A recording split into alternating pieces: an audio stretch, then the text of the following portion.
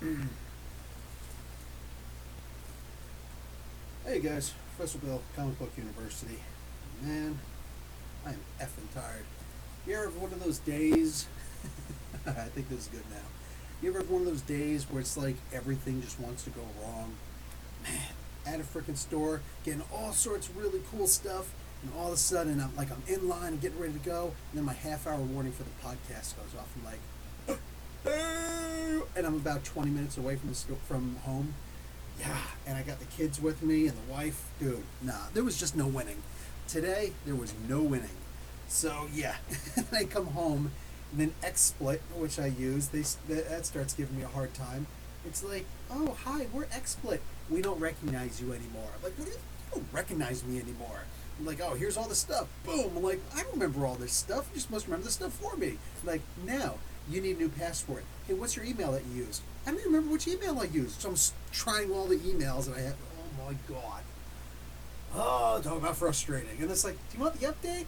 And I'm thinking to myself, is there a way to explain to this computer, I will literally choke you if you try and force an update on me? Just saying.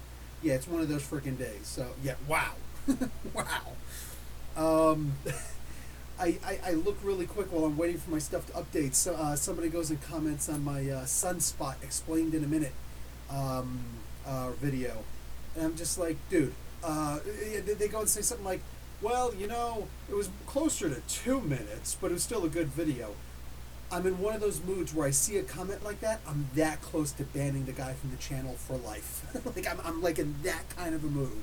Like, dude, don't say stupid stuff. Don't say stupid stuff. There's a reason why it's in parentheses. Unfortunately, most people are working on the whole education of, are you smarter than a fifth grader? And your average answer, unfortunately, is no. No, we're not. So, yeah, dumbasses like that, oh, I just want to... I bet you I could choke you out in a minute. Okay. Okay, so I'm good. Well, look at that. Ismail was like, he had something to say. He retracted it real quick. He's like, I'm not going to mess with Bill today. Sorry, guys. Anyway, okay, let's go up and see what, who else. There's a lot of people already here. Sorry I kept you guys waiting. And I got a whole bunch of cool stuff to show you guys. And then, yeah. Ooh, plus, it's not a channel, well, it is a channel announcement, but not for this channel. It's finally happening. Okay, so let's get looking. Victor, what's going on, Victor? I think about you almost every day. I know that I have to put together my video, or my 10 videos, so I can throw them together to get the role-playing game going. I was talking to Dave today, Dave from Nerdarchy. You guys know Dave from Nerdarchy, right? I was talking to him really quick about, hey, I'm almost ready to start this game up and whatnot. Do you mind if I advertise on your Facebook page? He's like, yes, please, go and do that. Oh, am I still... Sorry, Brian Edward Hill is not coming back today. Let me erase this nonsense. Talking... I don't know what that was. Comics... Yeah, not with Brian Edward Hill. He's not coming back today. Sorry, guys. Sorry. Didn't even ask him. But anyway, I talked to Dave, and he was like, yes, absolutely, advertise on the channel. It's totally fine. And then I said, and then he says, so what are you doing? And I explained to him the concept of the game. Dave loves the concept of the game. And he said, do you want to come on and do a talk on Tuesday night, one of these Tuesday nights, to advertise the game and just talk about what you've been doing? I'm like, yeah, but not this Tuesday. Tuesday is my busiest freaking day. My absolute busiest day. That's the day, you guys know, I still have to work that day. I still go to, what do you call it? I still take care of the kids that day. And then wife comes home early so I can drive up to Gotham Central, the comic book store, and do the This Week in Comics review. And then I rush home and I upload and edit the video and put it out there and sit there by the computer to answer you guys' questions. And then I start reading all of my comic books so that I can try and get as many done for midnight, the early one, and then all the rest from 3 o'clock, 3:15, 3:30, 3:45, 4 o'clock, and on. Ooh, in the morning. So yeah, wow.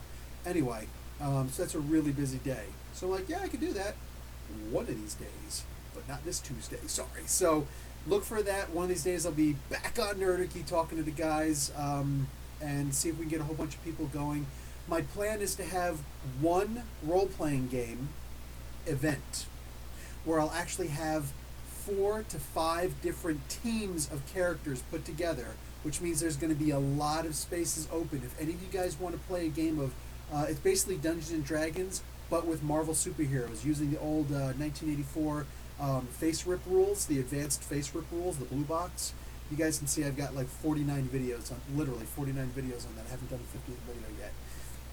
But yeah, when I put that together, it is going to be, I'm hoping it's going to be an epic event that everybody will say, this is better than anything that Marvel does. And that's my goal. And I could be the guy who's never written a comic book in my life that Marvel says, you know, you handled that pretty well. You want to come and write for us? I'm just going to see if that works. I'm going to see if that works. Plus, guys, just a heads up, I'm not going to say who. There's not any particularly big, like, huge names that you're going to recognize right away, your average person will recognize right away. You'd have to be a deep reader to know some of these names, but there's a couple of writers and artists from Marvel and DC who want to actually play the game, which means that there's a chance that a couple of you guys might, if one of you guys wants to actually be on the game, if you know the rules and all that stuff, there's a chance that a couple of you guys can actually play the game with some of these people who've actually written for some of the major characters that you know in Marvel and DC. And worst case scenario, if you don't want to play the game, if you can't get on the game or whatever, it's cool. You can at least watch them and see how they play in a game run by moi. So, a whole bunch of good stuff to do. So, Victor, I have not forgotten you. I swear, I have not forgotten you. 2nd Street Marvel, what's going on, dude? Still have to watch that video made for Patreon supporters. Oh, yes, please do. You still got plenty of time, but I'm using a free service Dropbox for that, so I've only got 2 gigabytes worth of space on there. I don't know how much it costs to get more. I don't know if I want to get more space. We'll see.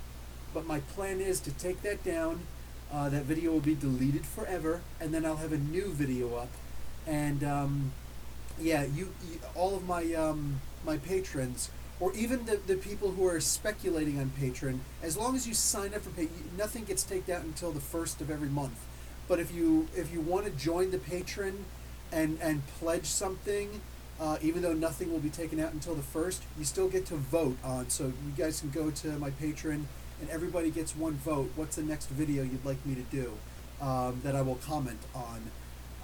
I just did Batman Hush, the DVD, and it was fun. You know, it's something I absolutely cannot put on YouTube. I cannot, because there's a bunch of copywritten, like there's actually a lot of parts from the movie on the video, so I can't monetize the video at all. That's why it's patron only.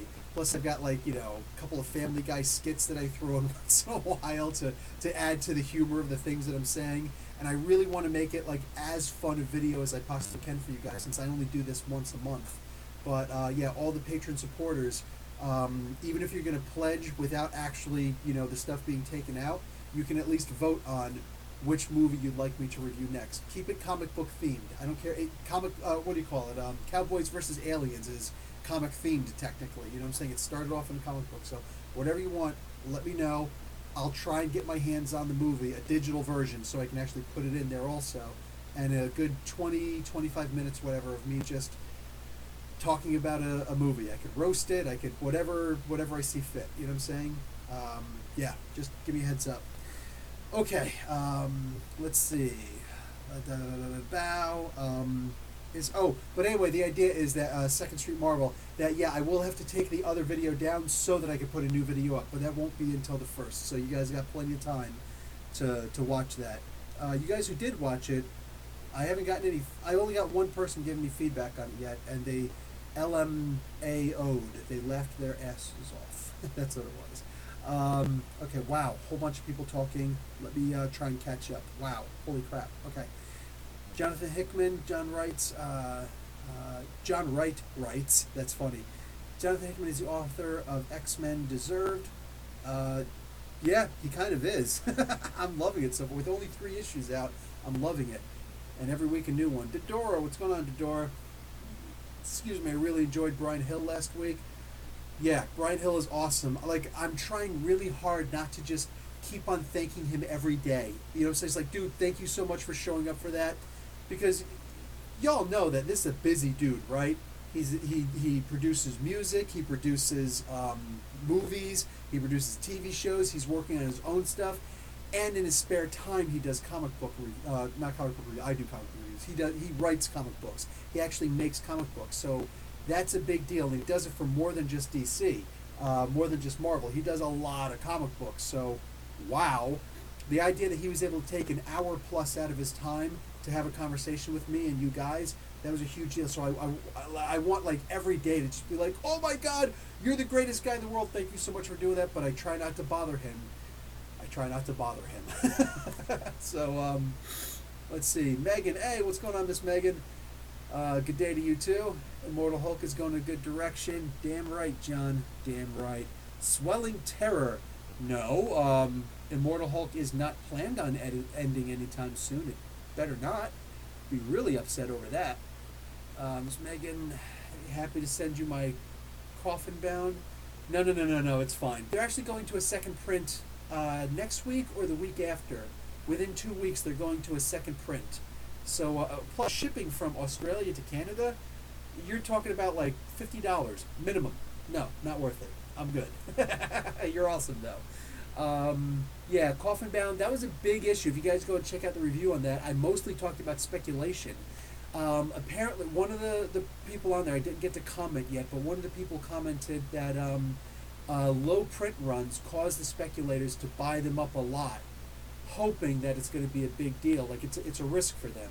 But they'll look for low print runs, and they'll buy those, hoping that it's going to be a big deal. So, interesting. So, I guess the Coffin Bound, what is it, Image, whatever it is, I don't have a physical copy to look at, duh. That's going to be something that they, boom, pick up on really quick. So, they went to second print on that. That's awesome. What's up, Sebastian? Ismail, suppose someone is 20 issues behind on Immortal Hulk. How would I catch up? It's funny that he went from the speculative someone and then went to how would I catch up. That was good. And as as a former university professor teaching English and a current trade and children's English professor, well, just teacher now. That was a good one. That was a good one. Literally, just take your time and read it. The issue comes out once a month. There's plenty of time. Paul Mounts, the colorist, contacted me because I commented one time. I was like, I wish that this would come out once a week. And he's like, I'm glad you like the comic book, but there's no way that we could ever do that. You'd have to have guest people doing that all the time. There's no way that we could ever get the Immortal Hulk into a weekly comic book. I'm like, no. I was just joking, but thank you very much. So yeah, this is a monthly comic book, and all great people working on it.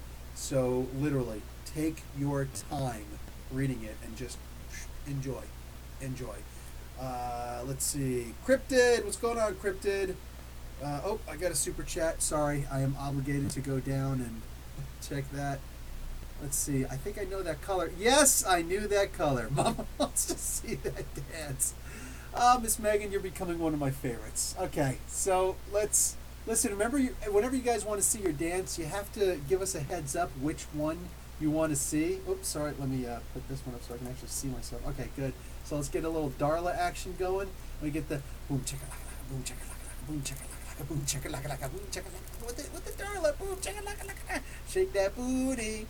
Shake that booty. All right. Thank you for the super chat, Miss Megan. Much love to you and Kane. And let's see. Boom. There you go. Stay right there. Oh, I got a whole bunch of new toys I got to show you guys. A whole bunch of new toys. I'm going to do that in a hot minute. And that's going to be where that announcement comes up. Okay, so smash that like, guys. Swelling Terror has it right. Smash that like button, guys. Comment when the actual video goes up. All that stuff is interaction. It gets more people looking at the stuff. Share the Facebook share, or share the Twitter, whatever. You know what I'm saying? Like, yeah, that's what actually... I'm really happy with the direction of the channel right now. Well, actually, you guys determine the direction of the channel. I'm really happy with the speed that the channel is developing right now. Like, that's something I'm like, yes, I'm not lying when I say this. And dude, there's a whole bunch of people out there who do comic book reviews, or just they have any kind of a channel, comic book channel or whatever. Comic book channels are really, I wouldn't say that they're necessarily so much in demand, but there's a lot of competition for comic book channels. You look at a guy like Rob, I forget what it was, but the guy's like well over 1 million subs right now. Most people are looking at him. You look at Benny, well over 1 million. I just saw recently that you know how I saw it, because I'm not subscribed to any of those guys, but what's his name? Sal, who I used to be in constant communication with for a while and just lost touch. Sal has 80,000 subs, and 4 days ago now, 3 or 4 days ago, he put up a video where he's in the DC universe, the first episode in the DC universe, and they're kicking around and they're doing a role-playing game doing the DC universe. Interesting. Spoilers, they didn't actually get into any combat yet. They didn't meet any bad guys yet. They were just investigating a fire, which coincidentally enough is how I started off my second season on Nerderkey doing the face rip game. That was interesting. I'm not saying they're stealing anything from me. They're too big to be stealing from anybody. So no, I sincerely doubt it. But that's just interesting that's going up, and I'm in the meantime trying to get my stuff ready, my stuff amped up, so that I can start putting out my 10 episodes that I did with a couple of friends of the channel. We did a Marvel superheroes role playing game, so that's interesting. So you guys can go to there for your DC role playing game, and here for the Marvel game. And unlike them, though, I'm actually taking subscribers and all that stuff in order to play the game. So, just saying. Let's see. Bamf, what's up, ladies and germs? What's up, Ronald McMeekin? Coffin Bound was good, no complaints. 2nd Street, you got it right. Yeah, I'm gonna have to. Oh, there we go. Miss Megan, the only person who did give me a follow-up, says it again. The Hush review is awesome. And yes, I was eating cheese sticks during the time. The Disco Dev, hey Professor, have you read Weapon X, The Return Omnibus? I have not. If so, what are your thoughts on the overall story? I don't know the Return Omnibus. I didn't read the Omnibus, but if it's the regular stuff, then I imagine I must have read the Weapon X Returns. I don't remember Weapon X Returns. Please give me a heads up on what that is. David Presley, Bill, how's everything, man? It's all good. It's all good. Miss Megan hit the like. Jonathan Hickman, Jas reworked Moira McTaggart. Yes, she did. He did, and I was pretty interested in the way he did it. If you look at it, like to further speculation on it, that I kind of wanted to hold down, but let's just talk about it a little tiny bit. I think it's interesting that now that she's been rebooted, that she's actually a mutant. More on that in a moment. It's interesting that so many of the different worlds seem to be different things that we've experienced. So could House of M have been something that she did? Could Age of Apocalypse be something that she was responsible for? All these different ways that she experienced the world to try and get the appropriate response. And it's funny, the 6th life that she led, that nobody knows what it is. Did you guys notice the one picture that was up there? It happened to be the one with the Phoenix 5. Did she somehow cause the Phoenix Force to come down on there, and all of a sudden, all this crazy stuff? And then, of course, there's the big problem between Namor and Wakanda. Mind you, that's a big thing that Hickman was responsible for also. So therefore, this is the lifetime that led to the Earth 616 universe being rebooted. Huh. Interesting. The 6th life is going to be the most important one. As far as a couple of people saying, I don't like that now all of a sudden she's a mutant, I'm sure that there's going to be something up with that also. We got to give that time. But for now, that's interesting, and I can't wait to speculate on that. Also can't wait to speculate on the idea that my wife is cooking something really tasty. So I might be, I'm going to end this right now and go out and eat. I'm joking. I'll stay. Silva Surfa, what's up? Moderator in the house. Henry is watching now. Okay, shoot, I shouldn't have said that out loud. Hey, by the way, guys, we happen to have a happy birthday going on with Henry. Henry is, what are you, like, I don't know how old he is now. It would have been nice if you would have said how old he was. But no, I didn't see that. I didn't count any birthday cakes. I did watch your video where you were eating Shazam cupcakes. Dude's got a Shazam birthday party? So wait a second, let me get this straight. You've got a Shazam birthday party, and you're all just like, you know, boom, chaka-laka-laka, boom, chaka-laka-laka, doing the dance and all that stuff. Like, are you kidding me? How do you got a Shazam birthday party? Okay, listen, here's the thing. If you've got a Shazam birthday party, and I am Professor Bill of Comic Book University, stuff just fell, and I might have lost a Y-wing. I might have lost a Y-wing, guys. Anyway, if you're watching all this, and you had yourself a Shazam birthday party, bud, let me tell you something. Professor Bill definitely gets one of those Shazam cupcakes. If I do not get one of those Shazam cupcakes, you and me, we're going to have beef, okay? Right now you had cake. We're about to have beef, okay? So if I don't get a cupcake, we have beef, all right? So understand that. Just, anyway, happy birthday, dude. Big time happy birthday. How old are you now? So, birthday of one of my Facebook moderators, Derek Pierce, is one of his kids. So, yeah, boom, Henry. Okay, Dodora, hit the like button. Okay, I'll hit the like. I don't know if I can hit the like button. I'll try though, but everybody should do that. Thank you, Sebastian, for 12,000 subs conversation. Congratulations, there we go. 12,100 something now, right? This is where I imagine it's going to start going a lot faster. I got to catch up to Nerdarchy, man. I loves me some Nerdarchy. And they got like 80,000, just like Benny, not Benny, Sal, Comics Pop. So it's like 80,000. I can do 80,000. We'll see. Consistency. Gateway into comics. Really glad you loved Absolute Carnage and House of X. They were the best books this week. I'm going to agree. I'm going to be your 11 mage. Oh, my Elven Mage. You're going to be an Elven Mage? Sweet. But we're playing Marvel. We could use magic, though, in the game. In fact, Miss Megan, if you do want to play in the Marvel game, I will be having an all-magic team. It could be fun. I'm actually going to play it kind of like a Harry Potter game. So, as a patron supporter, you absolutely get dibs. Sound level off, or is it me? Oh, no, it's you. Everybody's hearing me, Sylvan. Like, you're the first person who said that. Face rip is cool for elegance, Scott Glastenau says. It's simple, it feels complete, and it gets, and very little gets house ruled. 100% exactly correct. I'm a huge fan of the face rip system. I got, my 49 videos out on that. One of these days I'll do a 50. I stopped in the middle of the magic rules. But, yeah, we're going to be doing a whole bunch of really cool stuff. It should be fun. Phantom X misdirection. Wouldn't that be something if everything was just Phantom X messing with things? Because Phantom X and Professor X actually merged. Realistically, Phantom X's mind is on the astral plane. Gateway, not sure if someone's mentioned it, but your volume is pretty low on the live streams compared to your videos. It is. It is because I use my phone to do my, what do you call it, my regular videos. But if I use my phone to do these, then I can't see the thing quite as well. I can't see the comments, the chat very well, and I like to do the chat thing.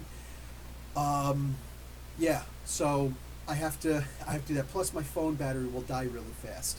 It's one of those old iPhone 6 somethings. It's a 6 something anyway, and the battery is like I'll get like 20 minutes even hooked up to a battery charger. So yeah, no, I just do this. Sorry, just turn up the volume a little bit. I'm using a regular mic on this. Let's see. Hello, everyone. We'll be in lurking tonight. Awesome. What's going on, Paul? How you doing? David Presley. Just noticed you look like s.h.i.e.L.D. from Dark Ark when you cut your hair. Do I now? Because s.h.i.e.L.D. is awesome. I'm just saying.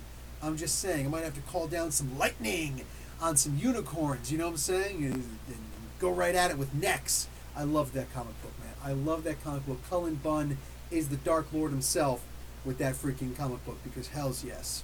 Let's see. Proud patron soldier. Yes, you are, Miss Megan. Sebastian, good news. Unstoppable Wasp will get a young adult graphic novel. Sweet. Very happy. And that's exactly where it belongs, with the young adult section. Especially if Jeremy Whitley is still writing it. The same team should be on it. That's awesome. Like literally, that's exactly where it belongs in a young adult graphic novel. Silva, Miss Megan gets her name, her own sorority or rec hall. Roast John Carter movie. Oh, the John Carter of Mars. Okay, I could do that. Um, Ronald, I cut class, still pass all my finals. In case you missed it, Henry's watching now. Oh, no, I saw that there. I saw for Slay. Hey, Professor, love the Hush video. Thank you. I'm glad you did. Just watched Once Upon a Day in. Yeah. Mark Guerrero, what's his name? Joe Rogan was just talking about that. Holy crap! Did you guys see the Joe Rogan podcast where he's talking about where he's talking with Bernie Sanders? This is what I'm talking about. That was freaking awesome. If you look at the Twitter feed and things like that, you see all the people who were hating, and then all of a sudden they're like, okay, I actually got to listen to him this time instead of listening to the people I usually listen to badmouth him, which is everybody, and oh my god, he makes sense. Joe Rogan is a genius. Joe Rogan has the ability to actually ask intelligent questions, and here's the trick. Waiting for the answers. Joe Rogan is freaking awesome. And as soon as I saw that he was going to be on, I'm like, wow, this is going to be good. I stopped everything. I stopped reading comic books just to watch that because it was awesome. Only gave him an hour, but it was good. But yeah, Joe Rogan was also talking about that thing, the Bruce Lee thing. And he's like, this is a real person, and they just went and dumped all over him. While immediate family members, children, are still alive. That's not cool. And I agree. I don't know if Bruce Lee was as great as they say he was or not. Like, we'll never know. We don't know the difference between the Hollywood and the not. But to just play him out like that, that was kind of neat. Anyway, you know what? Maybe one of these days, Donnie Yen will go up and give Quentin Tarantino a little bow, and it'll be done. You know what I'm saying? And you notice I did it Jeet Kune Do style, so which is actually Wing Chun style. Anyway, paperbacks and soundtracks. Titan season 2 preview. Wow. You know what? I didn't see the preview yet. No spoilers. Did you discuss the new Invisible Woman yet, Alan Russett? I did. Did the video go out yet? I don't know if the video went out yet. I think I did. I usually try and pre-plan these things. Even before I went out today, I read Arrow issue number 2. Holy crap. This is a gorgeous comic book, Arrow number 2. You guys check that out if you get a chance. Either way, that preview will go up tomorrow at 5 a.m. Tomorrow morning, 5 a.m. I know, Sunday's a sleep-in day. Not for me. Anyway, let's see. What else we got here? We got, the 80s Howard the Duck. Okay, I actually liked that movie. I haven't seen it since I was a kid, but I like that movie. I don't know how much I'll be roasting it, but we'll see. Didn't I just see? No, I did not. Okay, I thought I saw Tim from Hawk World. God Tank. Hello, Professor. Really liked DC this week. It was mind-blowing. You know, I thought it was the weakest of the 4, but that doesn't mean it was bad. It was still good. It's like when you eat Elysium every night, and then you have like the greatest cheesesteak ever, or a great soy burger if you know you're vegan. I can eat a soy burger too. Soy burgers can taste good if you grill it the right way. Anyway, boom. It's like, and then you go back to Elysium. It's like, you know, the low point of my week was an awesome cheesesteak. it's like, in case you can't tell, cheesesteak's my favorite food. I sat there in the freezer section today of Loblaws going, should I have the cheese? Should I buy the cheesesteak? I'm not sure. Hit the like button. Yes, please. Hit the like button. I wanted to cuss like Samuel L. Jackson with the Bruce Lee part. I'm sure you did, Silva. Like, huge Bruce Lee fan right there. Almost as big a fan as I am. Let's see. Titan Season 2 is getting Bruce Wayne and the Deathstroke family. More importantly, he's getting Sir McGregor, I can't remember what his name is, from Sir Jormont, whatever his name is, from Game of Thrones, which he's an awesome actor. He's going to make an amazing Bruce Wayne. Yes, all the yes in the world for him. So I'm really looking forward to that. Really like Absolute Carnage this week. At least Venom didn't turn into a dragon. Nice one. Nice reference to Ronald. Nice reference to Savage Avengers issue 4 this week. Have you read Die yet at all? Yeah, I read the first 3 issues. They weren't as important, or they weren't as great to me. I might go back and read them later, though, as Spotlight on Story, so the first volume. Lou Ferrigno's son is playing Hourman in the Stargirl series. Yes, Mark Guerrero. That is very cool to see that. Lou Ferrigno, I'm going to meet him again in Hamilton Comic Con. I think I'm going to Hamilton Comic Con. I think I am. I'm going to try for press passes there. If I get them, I'll go. If not, I probably won't. But I'm looking forward to going there. Mick Foley's going to be there. That's cool. Oh, I was just at a Toys R Us today. I couldn't make it in the morning because the wife needed the car, and I have the kids, so they can't stand in a 6-hour line. Kurt Angle was at Meadowvale and Mississauga Toys R Us today from 10 a.m. till 12, noon. And I wanted so bad to be there. I got there at 5, and I just touched the cardboard cutout that he was standing next to, and I tried to absorb some of it. Like, it's Kurt freaking Angle, U.S. gold medal winner. I wanted so bad to be there. It was a free event and everything. I wanted more than almost anything to be there. But that's the key word, almost. I have to watch my kids, and they would not have enjoyed that line. It would have been outside. We would have been waiting and everything. So, yeah, that stunk. It is what it is, man. Don't have kids if you want to have cool things. Anyway, bad news. I did not get approved for my press passes for Fan Expo Canada.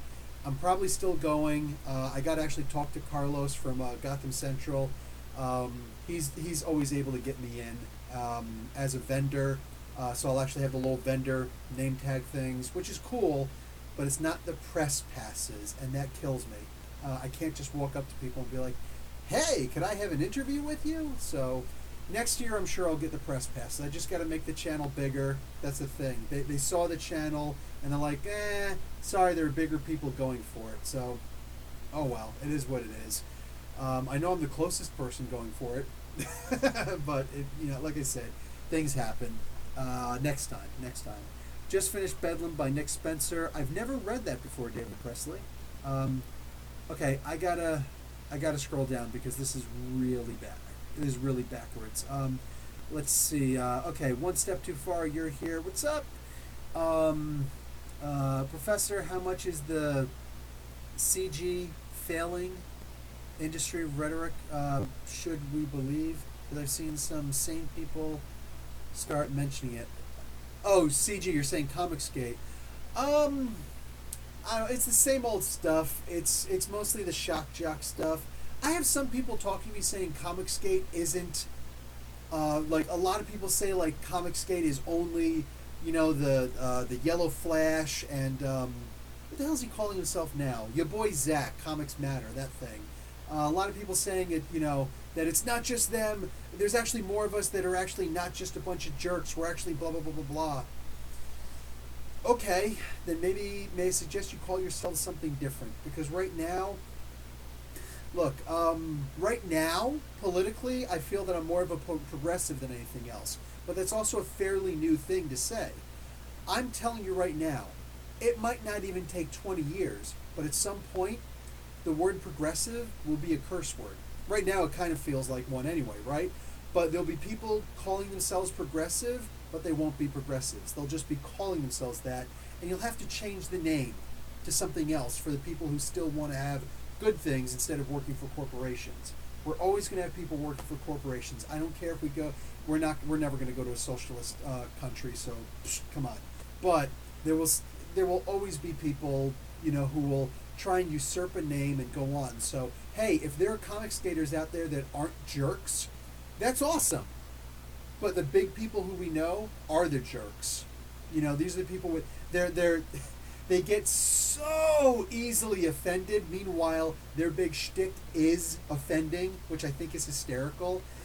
When somebody pointed out to Yellow Flash that I was making fun of him, he refused to say my name.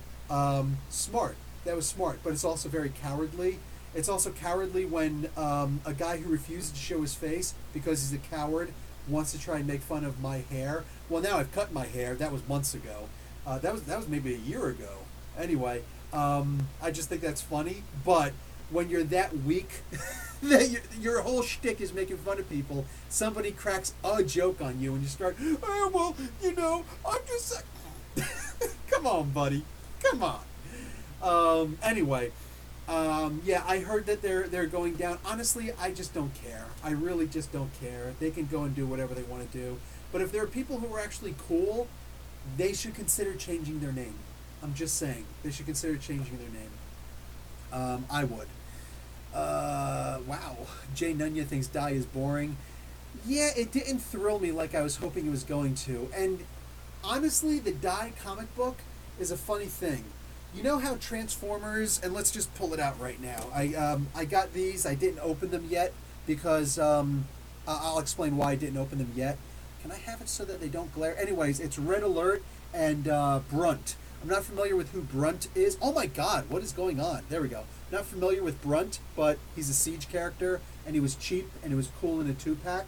So, and I got Red Alert, and I love Red Alert. So, bang. He's actually one of the more popular favorite Transformers that I have is Red Alert. I drew a cool picture of him. If I can find it one of these days, maybe I'll show it to you guys. Anyway, so I blah blah blah blah blah. What the frick? What was I going to say? Oh, Transformers. They only made it a comic book so that other people would do a lot of work, and then they can make a role play, or they can make toys out of it. They want to sell toys. The whole purpose of Die, and you could see it in the This Week in Comics. Not This Week in Comics. I do it once a month. This video on the Horizon, on my latest On the Horizon video that I do. I just did it last week, which you can see the upcoming comics and collectibles for the next 2 months. You can see they're going to be selling a Die role-playing game, which is cool. That's cool. Good, but they actually made the comic book just so they could make the role-playing game, which means there was only but so much story that they were putting into it, I'm afraid. That's the way that I felt about it. The comic book could get cooler, but we'll see. Let's see. You guys are talking to each other. F.W. Porus, anybody here can tell me if it's okay for me to read Secret Wars by Hickman without reading the tie-ins? Yes. Yes, you absolutely can. I think that you'll love it so much that you... Actually, yeah. In fact, you might be better off not reading the tie-ins, because the tie-ins were really weird. If we're talking about the Battle World stuff, or are we talking about the Secret Wars stuff? Either way, yes, Hickman makes events so that you can just have his own stuff. For the most part, nobody ever says, hey, you have to read the tie-ins. No. There's the main event, and if you want to read the other tie-ins, if something happens in the main event that you might find interesting, there should be an editor's note that directs you to the issue where that happened. So you can either choose to get that issue or not. So yeah, you can just get the trade paperback if you want, and you'll be fine. Scott Glastonow, Lou Ferrigno is a cool guy. I read Fitness Magazine article he wrote. I saw a video when I was in high school. I was in New Mexico at the time, freshman, and I saw a video that he put out where he talked about the trouble that steroids can bring you when you abuse steroids. And it's funny because I was always tall, but I was always really skinny. I had a ridiculously quick metabolism anyway. And I was actually thinking about taking steroids because I was always on track and field, always on the track and field team. I ran long distance. I wasn't always great with the sprints. Hurdles I was good at because I'm tall, but yeah, anyway, so track and field, that's what I usually always did. Shot put and discus. I sucked at the javelin. What do you call it? So I actually thought about taking steroids for a while because I actually wanted to get bigger. And that video, that was actually the video that let me know, no, don't take steroids. So yeah, I owe Lou Ferrigno a big handshake, a big thank you, just so he knows. Because, yeah, that was an important video. There were a bunch of things he said on there that were really cool. Alan Russett with Oh, It's True. It's damn true. Did anyone read this week's Daredevil? Yes, Corey Irwin. We all did. The surprise at the cut to credits. Ronald McMeekin. Kurt Angle is from my hometown. Oh, you're in Pittsburgh. Sweet. Steeltown Heroes, baby. Okay, I'm going to bounce down again because, wow, these are coming in fast. Also, they did that for The Sixth Gun, by Cullen Bunn, role-playing game. Did they? Okay, I didn't read that one. One Step Too Far before Hickman's work without the tie-ins. Cryptid's talking to Isaiah. F.W. Porras, thanks for answering the question, Professor. No worries, bud. Sabah, what's going on, Sabah? Really not a fan of tie-ins. I get so overwhelmed. That's why I read the War of the Realms stuff. I always read the tie-ins, but I read them just because I do the reviews for you guys. I'm perfectly okay with not reading the tie-ins. If I didn't have a comic book channel, I would probably not be reading all the tie-ins. Certain ones I would if I was reading the series anyways, but yeah, no. No, I'm not a huge fan of the tie-ins. I remember it took maybe 5 or 7 years, I forget what it was, before I went back and I read Civil War Frontline. And that was actually pretty good. But, yeah, no. And sometimes one of the tie-ins, a companion book, could actually be better than the main book. Case in point, the Fear Itself event kind of stunk up the room. But Fear Itself, the Fearless, that was I did a Spotlight on Story for that. If you want, go and look up Spotlight on Story, Fear Itself hyphen the Fearless. I do a Spotlight on Story for the whole companion event. I love that one. It involved Brunhilde, the Valkyrie, and it was amazing. It was amazing. So yeah, sometimes sometimes the tie-ins can be better. Fierce Deity, what's going on, Fierce Deity? The tie-ins for Secret Wars help flesh out the world. Yes, but definitely aren't necessary. 100%. Dick Summoner, what's going on, dude? Ever do any distance running anymore? No, in fact, my endurance fairly sucks right now. Sitting down, I work from home 6 days a week, 4 hours a day on, 5 hours a day on my computer. I teach overseas, so I teach online, kids who are in China. So I'm on the computer for 6 hours a day, or 6 days a week, 5 hours a day, doing that, and then I go out and I play with my kids, I hang out, I make meals, I clean the house, I do whatever.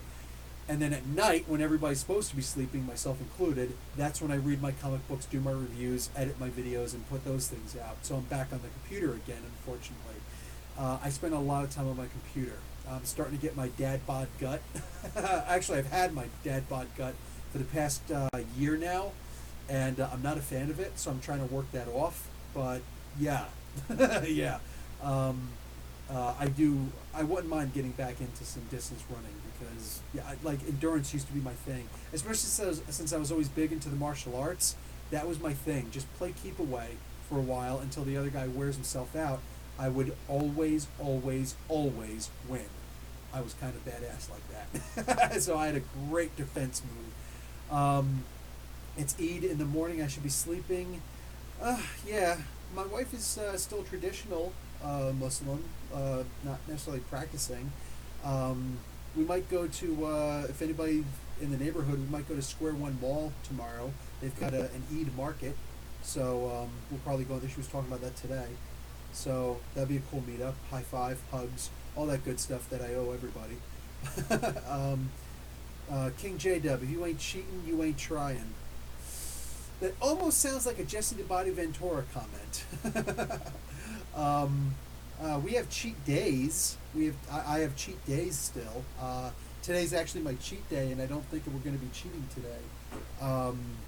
That's the day that we have bad food. We don't have good food necessarily.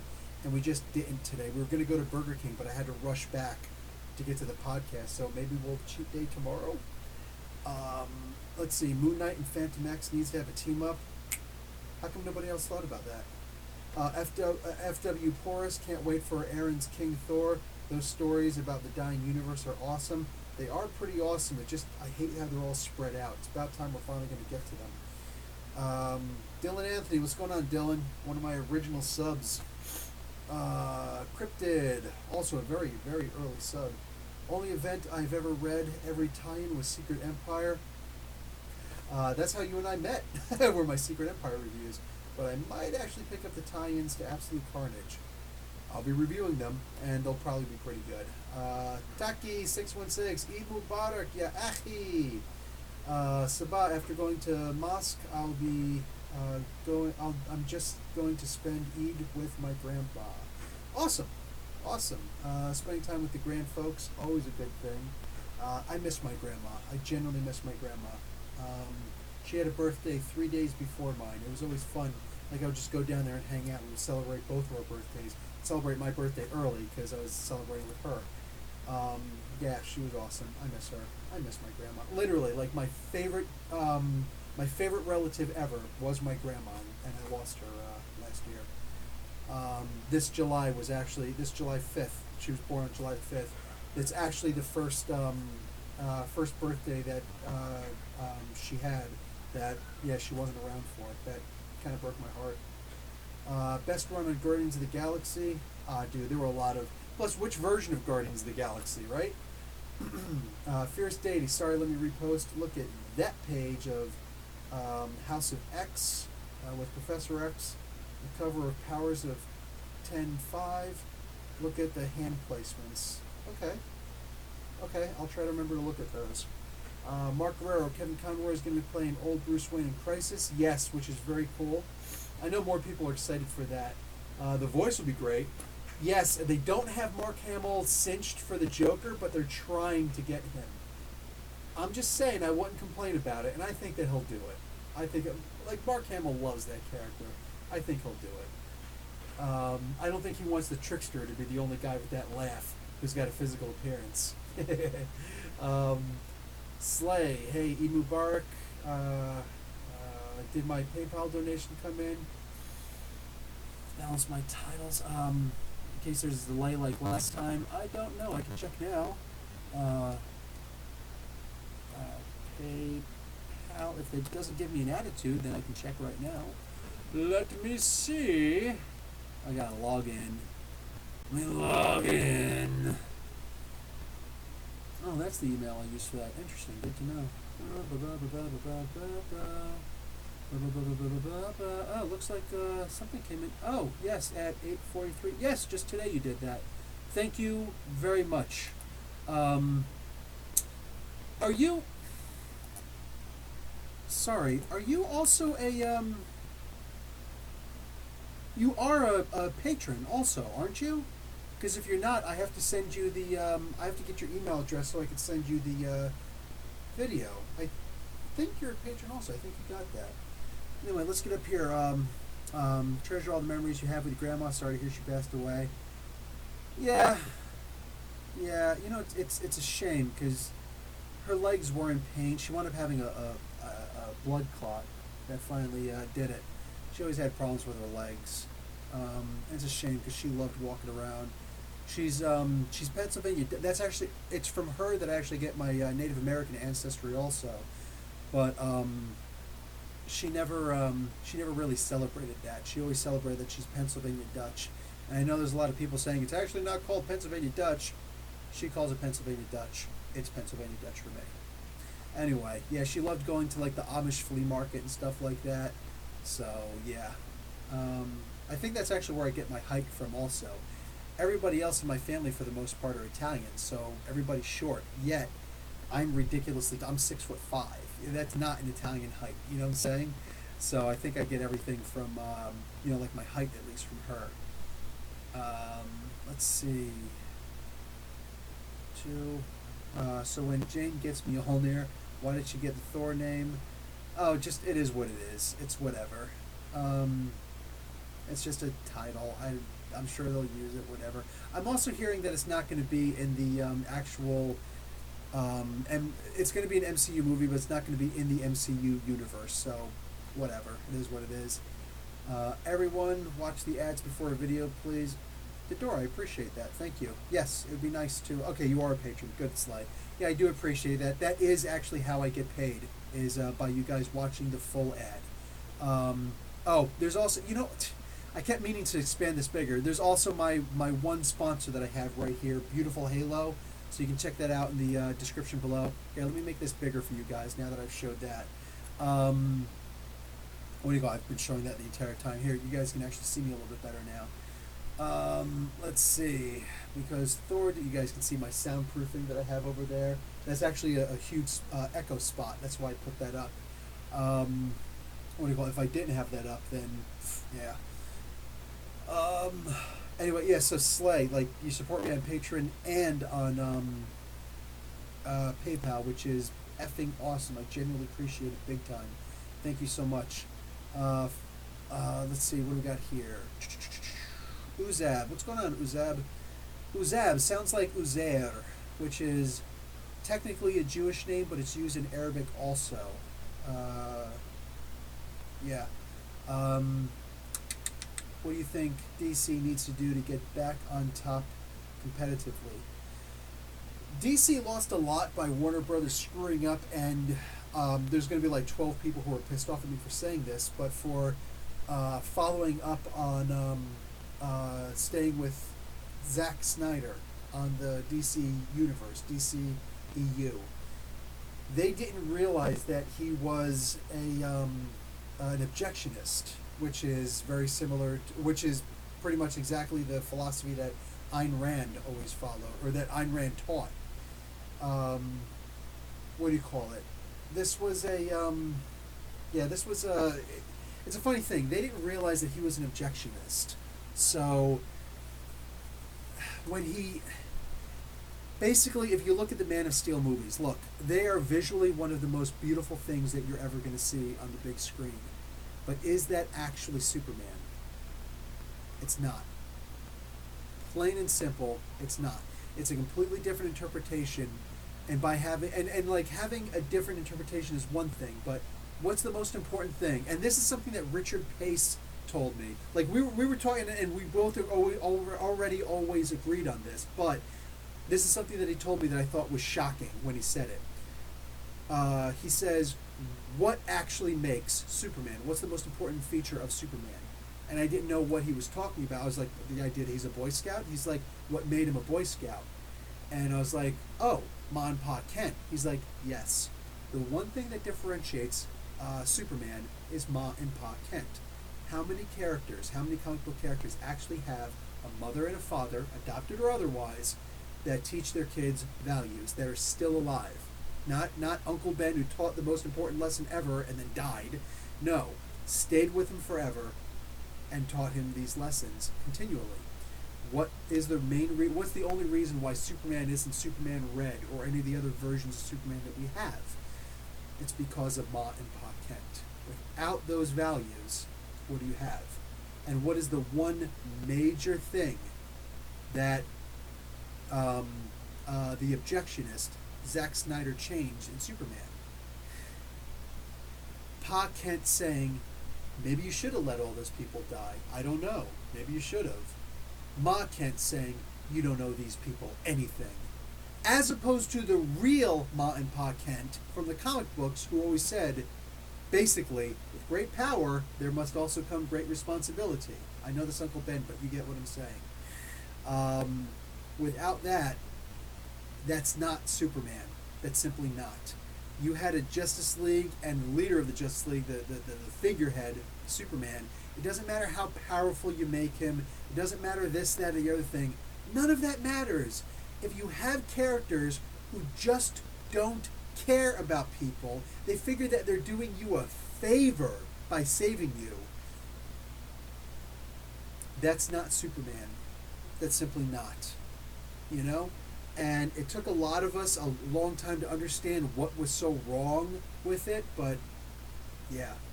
I think for the most part, most of us all know now. It's beautiful, but he should not be allowed to write anything. And as far as direction is concerned, he should only be in directing the actual. It's like, have the writers, have a director who's doing the right. He should do the visual direction, because visual direction, nobody beats this guy. This guy will take on anybody and everybody. He's unstoppable. Like, forget about it. One of the most beautiful movies ever. But his ejectionist mentality, he'd be really great doing a Question movie. He'd be really great doing a Mr. A movie. We're talking about Ditko now, who was also an ejectionist. There's a whole bunch of characters that he could do really well. But direction for Superman? Nah, bro. That was not Superman. Like, that was worse than the New 52 Superman. And he alone was bad. Pissed off a lot of people. So, yeah, there's that. Anyway, one of the things they need to do reboot the universe. I know that we're really used to seeing all these guys. Henry Cavill is not officially, and neither is Ben Affleck. These guys are not even signed with WB right now. They're not. And they're making plenty of money doing other things. They had their run. They probably don't want to mess with all that stuff anymore. So you know what? It could very well just be time to move on and say, you know what? Let's start this again. Let's just start this again. Yeah. So okay, let's move on a little bit. CW's upcoming Christ would be a live audience thing. Applause would be like 5 minutes long, right? Yeah, they better go to commercial the second that they show that. As soon as they show Kevin Conroy as Old Man Bruce Wayne, they better immediately cut to commercial so that people actually know what the next 5 minutes is. You're not wrong with that, Corey. Dylan, yes, thank you for upping the ads. I'm back. Internet dropped out. No! And got a 4-minute ad. Oh, wow. Thank you for watching a freaking 4-minute ad. You are devoted. Okay. Let's see. What do we have here? Brevin's here. What's up? No, I have not watched The Boys. I don't have time to watch TV. God, I wish I did. I really wish that was the old Bill who could just sit down and watch TV with the wife. Every so often during dinner, when she comes home in a decent time, we'll sit down and watch a couple of episodes of Friends together. But for the and the kids gotten used to that also. But for the most part, we just don't do that. Tom King is great at smaller characters. Yeah, yes. With like I'm jumping right to another Brevin, but I love Brevin's commentary. What do you call it? Tom King is greater at smaller characters. The thing is, I think the most important thing is, I was thinking about this with when I was reviewing Batman issue number 76. I think that if he was doing these kinds of changes to a smaller character, no one would care as much. And it might even bring more people onto the character. You know what I'm saying? Like when you think about it. And I'll probably talk about this in a review. I'll probably talk to somebody about this. Dark Knight Nation and Comic Boom actually had a conversation about this on, I think it was on Comic Boom. Yeah, it was on Comic Boom's channel. He invited Dark Knight Nation to jump on there also. And they were both talking about the stuff there. They were talking about, the Batman run and Tom King specifically. And one of the things they didn't talk about that I wish they would have is, there were a couple things they didn't talk about, but whatever, is the idea that Batman is a huge character. He's the biggest character. You can have, like, my favorite character is Captain America, but I acknowledge that Batman is a bigger character. I love Hawkman, but come on, Batman's a bigger character. Like, Superman is one of the most iconic characters ever, but let's face it, Batman is a bigger character. If there's a Superman movie and a Batman movie at the same time, which it would never be, hopefully, more people are going to go see it. Like, the Batman movie is going to make more money. Let's just face facts. Like, that's the way I look at it. The more popular character is the Batman character. So that being the case, with the most popular character out there, changing Batman drastically, radically, is not a smart move. It just wasn't a smart move, and it was a very dangerous thing to do. If Tom King had a bigger name and he did something like that, and it was a smaller book, fine. Like a different Batman book, fine. I'm sure that people wouldn't have a problem with that. But Batman specifically, or Detective Comics, nobody's. I mean, he should have known. To me, I just think he should have known that wasn't going to happen. But if he were to change a smaller character like that, like if he were to do Red Tornado, you know what I'm saying? If he were to do The Question, if he were to do whatever, you know what I'm saying? I think that people would have loved it. Look at the direction the Terrifics is going. I don't read it, but the direction that all four of those characters are going, people love that, and they're not their original characters anymore. They're just not, what do you call it?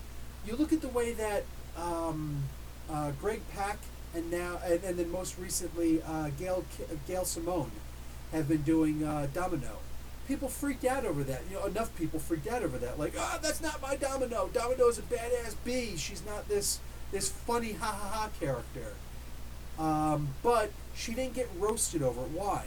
Because it's just Domino. It's not Batman. If she were to make Batman the way that she made Domino, she'd be roasted. She'd be len-basted. Forget about it. She'd be done. You know what I'm saying? Much like a lot of people are thinking that Tom King is in many ways. We're just not happy with it. Look at how he changed Mr. Miracle. Like, that's the perfect example right there. Look at how he changed Mr. Miracle. Look how he gave a family. He gave him a family, too. Look at how he gave a family to the Vision. people freaked out and they called him like the greatest ever. The problem is he's trying to do the stuff to Batman too. He's a good guy, but he got a little bit too big for his britches, in my opinion. So he should not have tried to do that with Batman. Like, of all characters to do that with, you don't do that with Batman. You don't do that with Superman. Anybody else, sure, have fun, but not those two. Definitely not those two.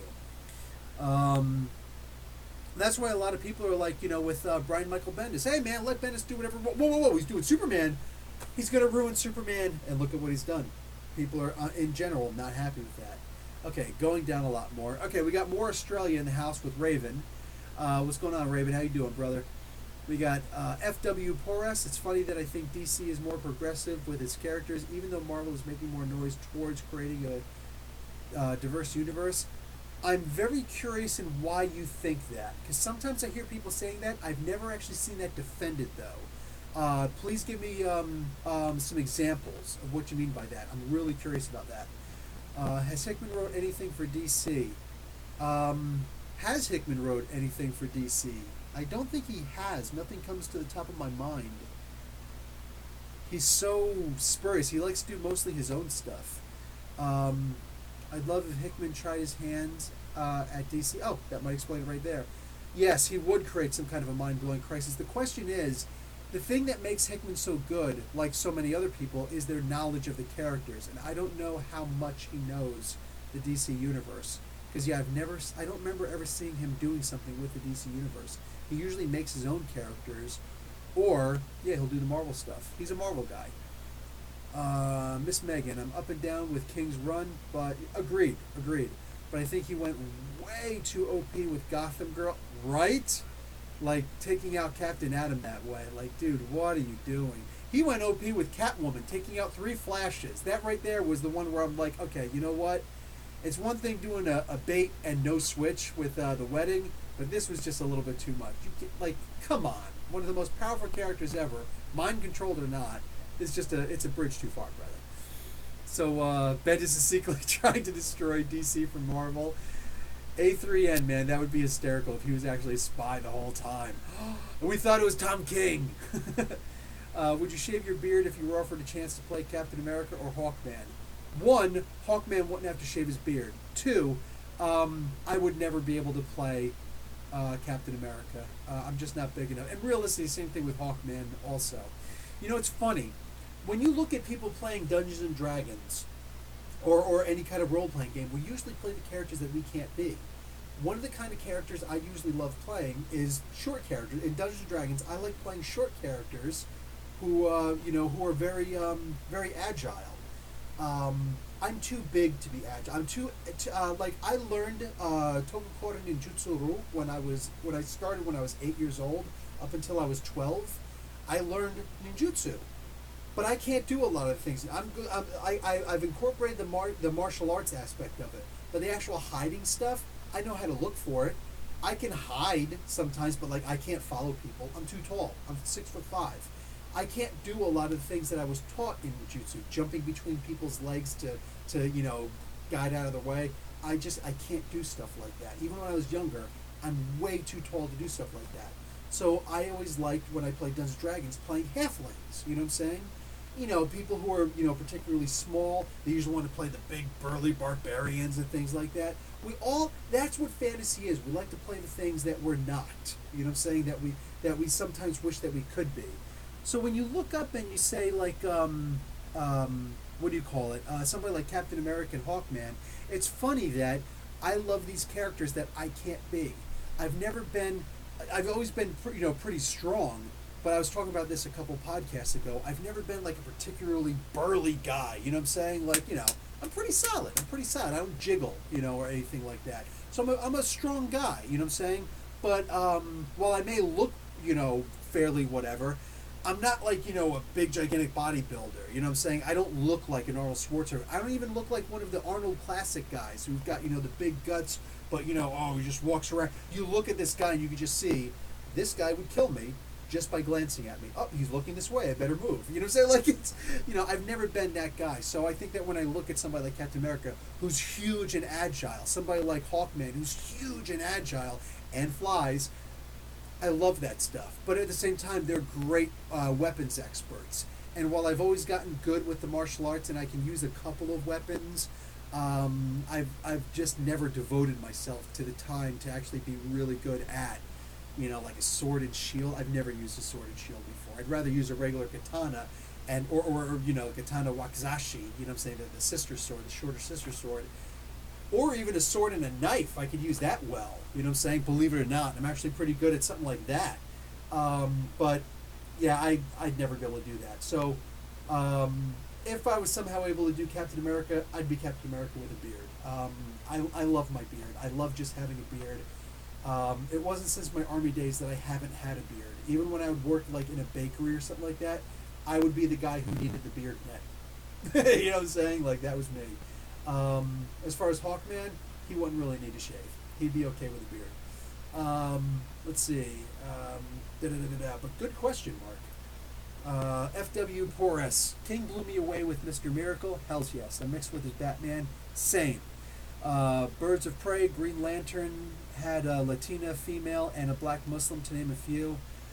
Okay, agreed. And they did put some more story into them. But here's one of the things I have a problem with. With DC, and this is just a counterpoint to what you're saying. DC likes to do stuff like that with their Flashes and their Green Lanterns. Why? Because you can have 100 Flashes and 100 Green Lanterns, because there's already 100 of them.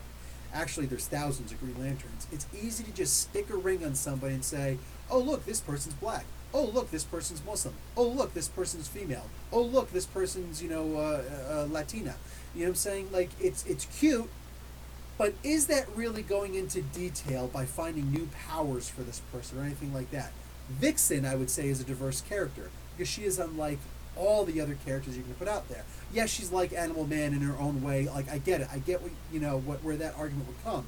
But as opposed to just giving them giving them a Green Lantern ring or giving them the Speed Force, like, it feels like such a throwaway concept to me. Same thing with Jon Stewart. It's like, it's always been Hal Jordan. It's like, oh, let's be diverse. Let's give a lantern ring to Jon Stewart. Yeah, eventually they made his story bigger by making him a Marine, doing that whole, oh, I just destroyed a planet. I'm living with that for the rest of my life. I get all of that. He's got a great backstory now. But at the time, like the Green Lanterns, while they're not all interchangeable, they're almost interchangeable because their power sets are all the same. Even though somebody like Jeff Johns came along and said, oh, they all use their lanterns differently. When Jeff Johns isn't writing them, do they really? Do the Flashes really use their powers that differently? Depends on who's writing them, right? Again, when Jeff Johns is writing them, oh, very differently. When anybody else is writing them. Is that what we really get? With Marvel, they're actually going into detail. Not only thinking, not only just slapping. They're not slapping anything together. They're saying, let's give new powers to this person, new powers to this person. Hey, maybe we'll use the same name and give the legacy, but look at what happens to characters like, let's say, Mosaic. If you guys have never even heard of Mosaic, there's a reason for it. He was a great character that just didn't get a whole lot of play. You know what I'm saying? Unfortunately, only went to like 8 issues plus an annual. He was major in the Avengers versus X-Men run. He was a major player there. He was crucial to the team's finally coming to a resolution instead of one destroying the other, right? But no, actually, sorry, not Avengers versus X-Men. That was Inhumans versus X-Men. He was crucial to that storyline. But nobody really remembers him. You can go and look at I just said his name. Mosaic Explained in a Minute on Comic Book University. I think I'm the only person who explained him because I read all the comics, I reviewed all the comics, I loved all the comics, and I'm hugely disappointed that it didn't make a big deal. And thus, they decided, you know what? Miles Morales took off because we call him Spider-Man. So what if we were to say, oh, we want to do this Kamala Khan person, let's make her, also, Captain Marvel also. Actually, Miss Marvel. Let's give her the Miss Marvel name, because we got to do something with the Captain Marvel name, and should we give it to, I think it should have stayed with Monica Rambeau, personally, but You know what I'm saying? Like that's the deal. So I don't know. Like how do you resolve something like that? So I always felt that Marvel was actually more diverse because they did give a lot more time to it. They didn't. They literally, like, of all companies that could do this, Marvel could have done what DC did better than DC because they have the mutant name. It's literally mutant, mutant. You know what I'm saying? And they have, but they also do it with non-mutants also, and that's a big deal. You know what I'm saying? So to me, that's why I've always looked at that. By all means, please give me more examples because I'm not trying to bash you at all. I love hearing a counterpoint. I'm more than happy to acquiesce and be like, oh, you know what? That's actually a really good point. As far as stronger female solo titles, aside from Wonder Woman, and I guess we could say Supergirl too. Currently, the Supergirl title is better. Oh, okay, I got to give it for Birds of Prey also. Okay, you know what? I'll give you the stronger female solo titles. I'll give you that. Fine. What do you call it? I'm not even reluctant about that, even if I sounded it. What do we got here? Oh, okay, we're going to bounce down a little bit. Miss Megan, just look at House of X, and that bounced. Oh, okay. No spoilers for House of X. No, Sabah has requested, and that's fair. That's fair. Let's see, Mark. Well, DC has characters like John Henry Irons, true, who is very different. Cassandra Cain, who is kind of freaking awesome. Jaime Reyes. Jaime Reyes is where you're really going to get me because yes, she's freaking amazing. He's freaking amazing. There's somebody selling a Jaime Reyes toy for $50, and I'm literally and a Hawkman toy for $50, and I'm looking at it, and I'm thinking to myself, do I want to do that? Because I love these characters. I love these characters. Anyway, Ryan Choi. I don't see Ryan Choi as being because they literally just. I mean, it's one thing to make Jaime Reyes another Beetle, but he's a radically different Beetle. Ryan Choi, I see him as the same Atom as every other Atom that's ever existed. It's like they're starting to make more Atoms. When I saw Ryan Choi, I started thinking they're just making a whole bunch of Atoms now. Like, come on, stop doing that. Connor Hawk, yeah, okay, I see what you're saying. You really have me with Jaime Reyes, though, because that is a radically different character. The John Henry Irons also, yes, I can agree, but then they did his daughter also, and it's like, how different are these two now? Because I don't know that much about her, except when I was reading Titans. Doesn't make a big deal about characters' diverse background, which is how it should be in real life, in my opinion. No. I'm definitely going to disagree with you on. Most of you guys, I think, know that my wife is black. More specifically, my wife is Somali. I said to her one time, and it's funny because it was a couple months ago, I saw that a wrestler married to a wrestler also, Dusty Rhodes' youngest son. Anyway, Dusty Rhodes' youngest son, Corey Rhodes. Corey Rhodes. Cody Rhodes. He's married to, I can't remember her name, but what do you call it? Yeah, black woman wrestler. And he said one time, basically the same thing that I'm saying. I said to her one time, this is actually when we were already married. I was like, I just don't see why everybody has to argue so much about race and, ethnicity. I prefer to talk about ethnicity and blah, blah, blah, blah, blah. She made a really excellent point to me. She, because I said, although I see color, I prefer to not see color. And she says, here's the problem. If you choose not to see color, you're choosing not to see my history. You're choosing not to see all the struggles that I've had to do, because there are too many people that do see color pointedly, and it's a big deal for them.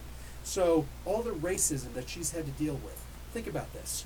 My wife is an actual Canadian. My children are actual Canadian. They have dual citizenship.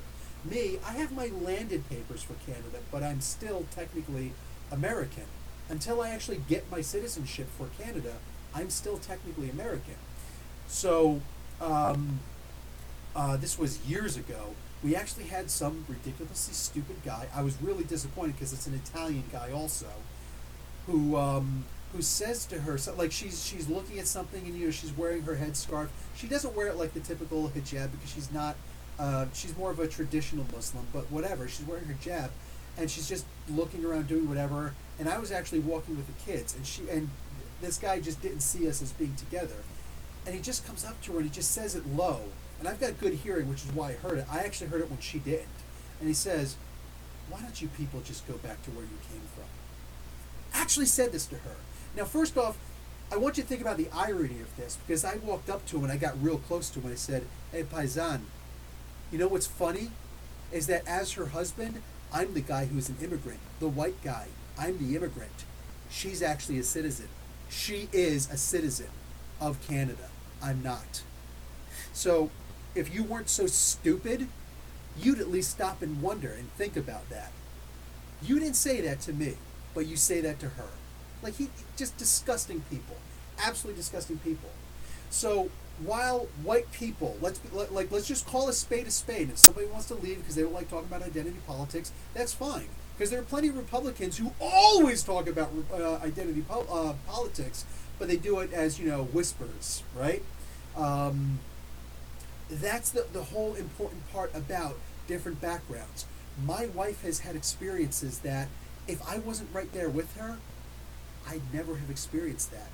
Somebody saying, "Go back to where you come from," is huge. That's huge!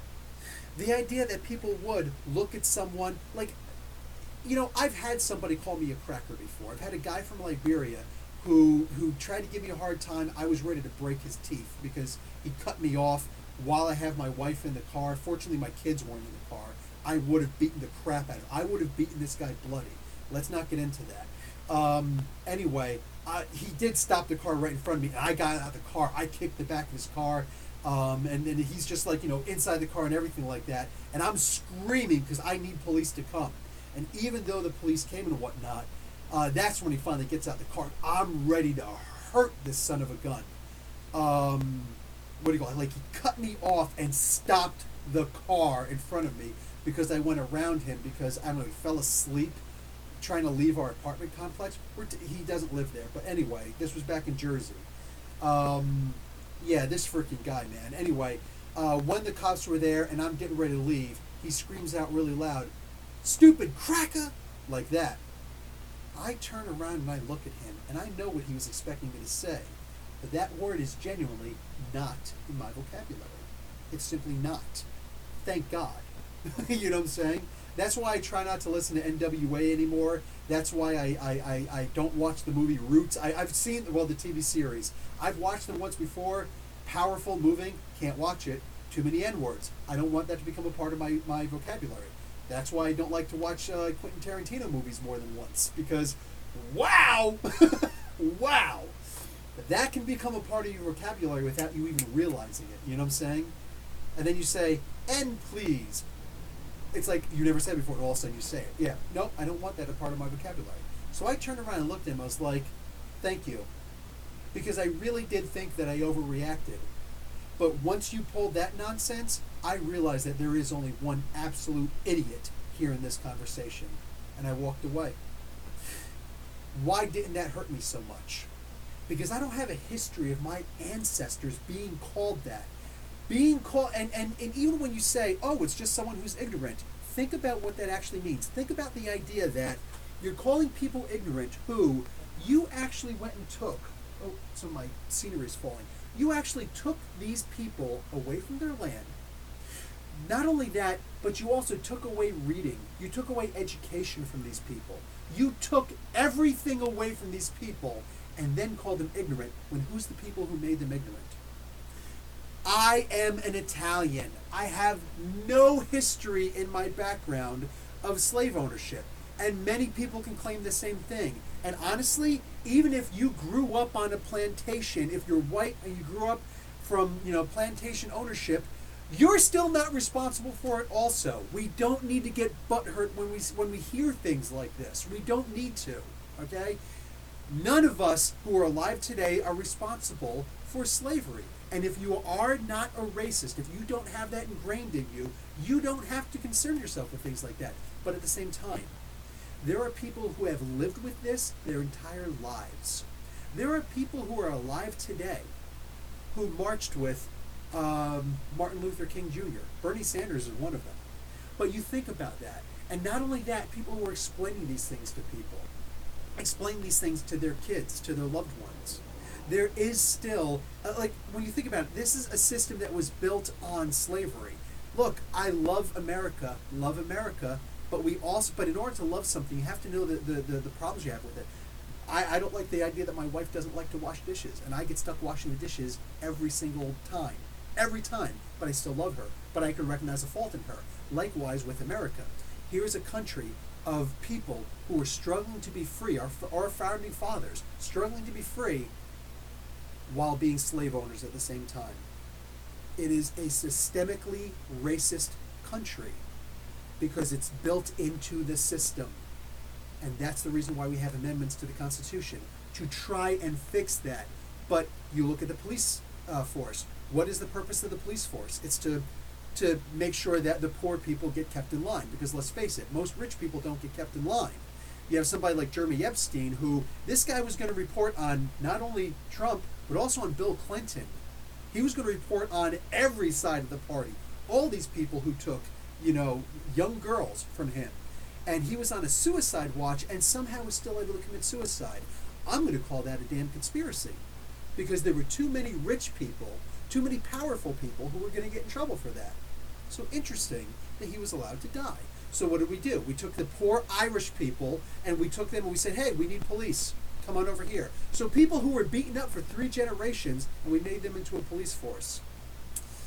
Yeah, I got Irish in me too, guys. And then you look at the South. What were the police? The police were the people who were slave catchers. And they were just simply made, we need a police force. Hey, let's take these guys. I hear what you're saying about we shouldn't need to have identity in politics and diverse backgrounds and these sort of things.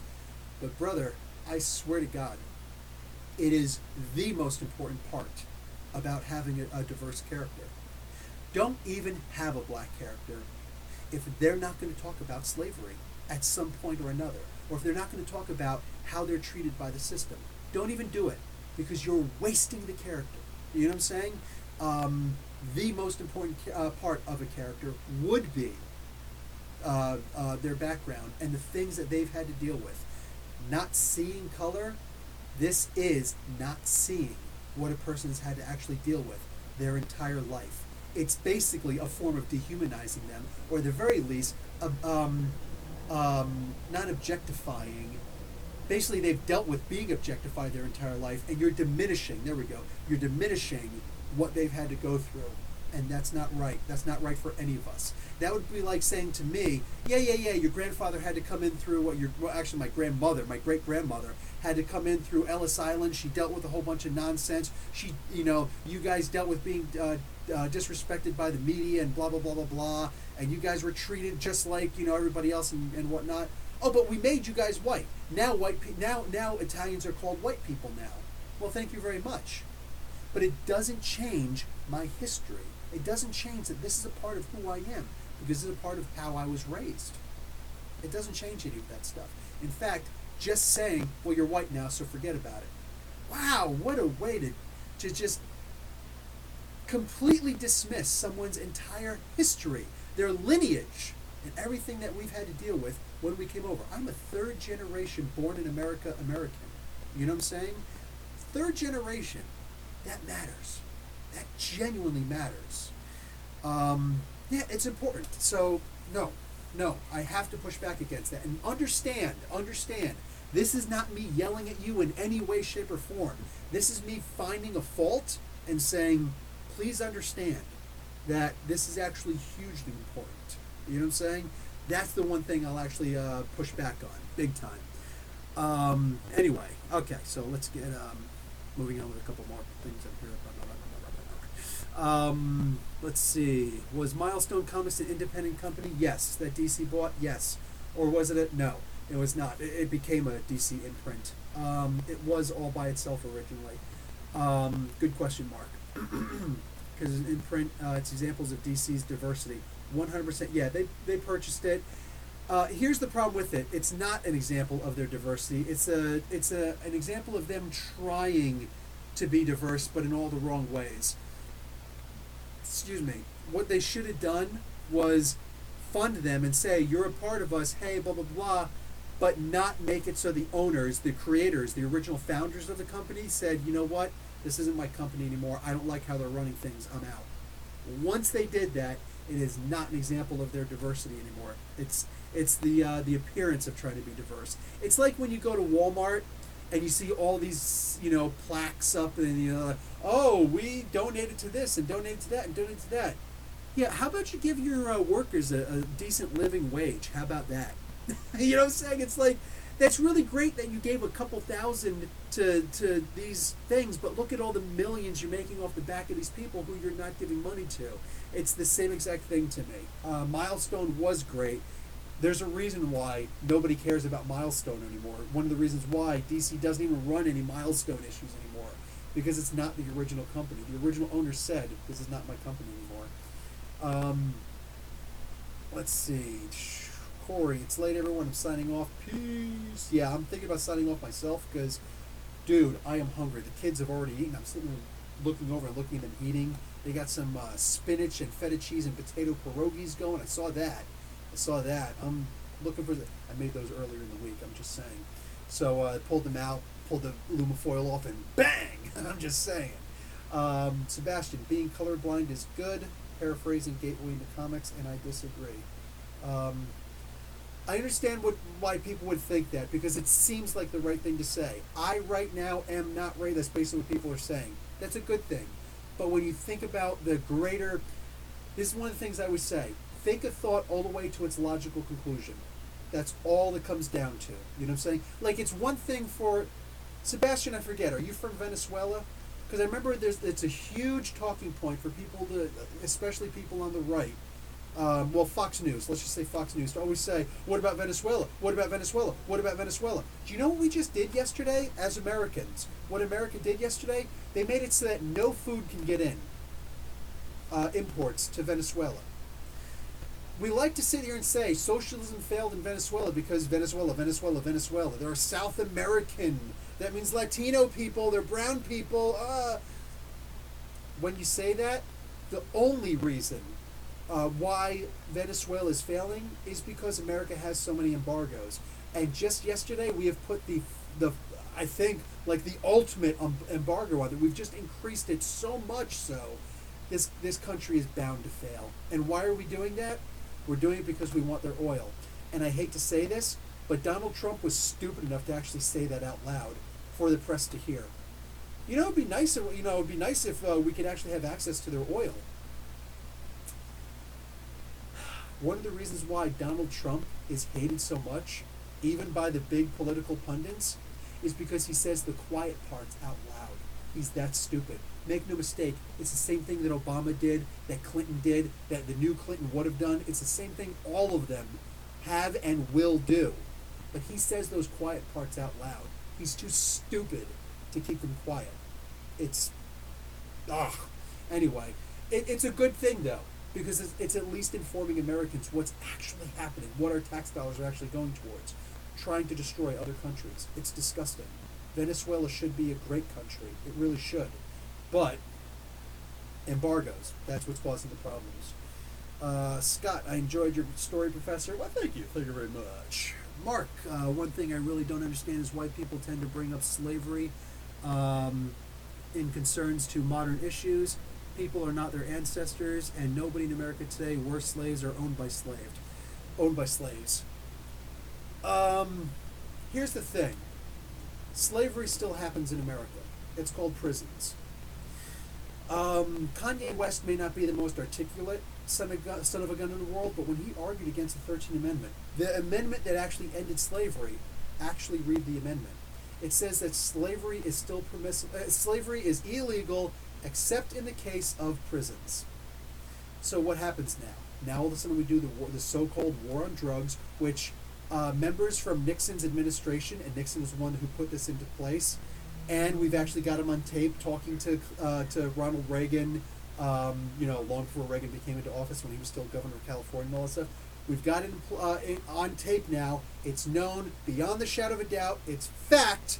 The only reason why the war on drugs was started is because, hey, we can put more black people in prisons. Stop and frisk. The whole purpose was let's just keep on, stopping and frisking black people and brown people because, hey, look, eventually we're going to catch somebody who's got something. You put them in jail for drugs. And then, of course, we change it so that, every American has the right to a free trial, or not to free trial, to a fast and speedy trial, to a fair and speedy trial. That's part of our Constitution, right? Here's the problem with that. America no longer really has trials anymore. How often do we have trials? Think about this. The last time you got a speeding ticket or any kind of a traffic ticket, moving violation or parking violation, or maybe even just having a taillight out, what always happens? Can I please talk to the prosecutor? That's called the plea bargain. Is that a trial? That is not a trial. And that's the way that most of the law cases work. That's why we can kick out like 100 people per judge per shift, and there's 2 shifts per day. That's the reason why we can kick out law cases like that. The law has become a business, and every time you want to have a cost of court in New Jersey, it was $33 or something like that. They're getting rich off of that. More than just that's supposed to be our tax dollars. That's going towards that. When you really look at the system and how corrupt it is, it's disgusting. It's disgusting how much they lied to us. We have a constitution that says that we are entitled to a fair and speedy trial. But instead, all we got is the plea bargain. People coming up and saying, if this goes to trial, we're going to do this and this and this and this and this. But, you did a speeding ticket. I'm telling you right now, that's 4 points. But if you plead, if you plead guilty and make this easier for us, we'll drop it down to 2 points, and you'll pay a slightly heftier fine. Is it not disgusting what they are doing to us right now? Right now, the country is still racist. It's systemically racist. There is still slavery. It still exists. It still exists. It's our prison industrial system. We've got private prisons. It's the most abhorrent thing possible right now. The most abhorrent thing possible.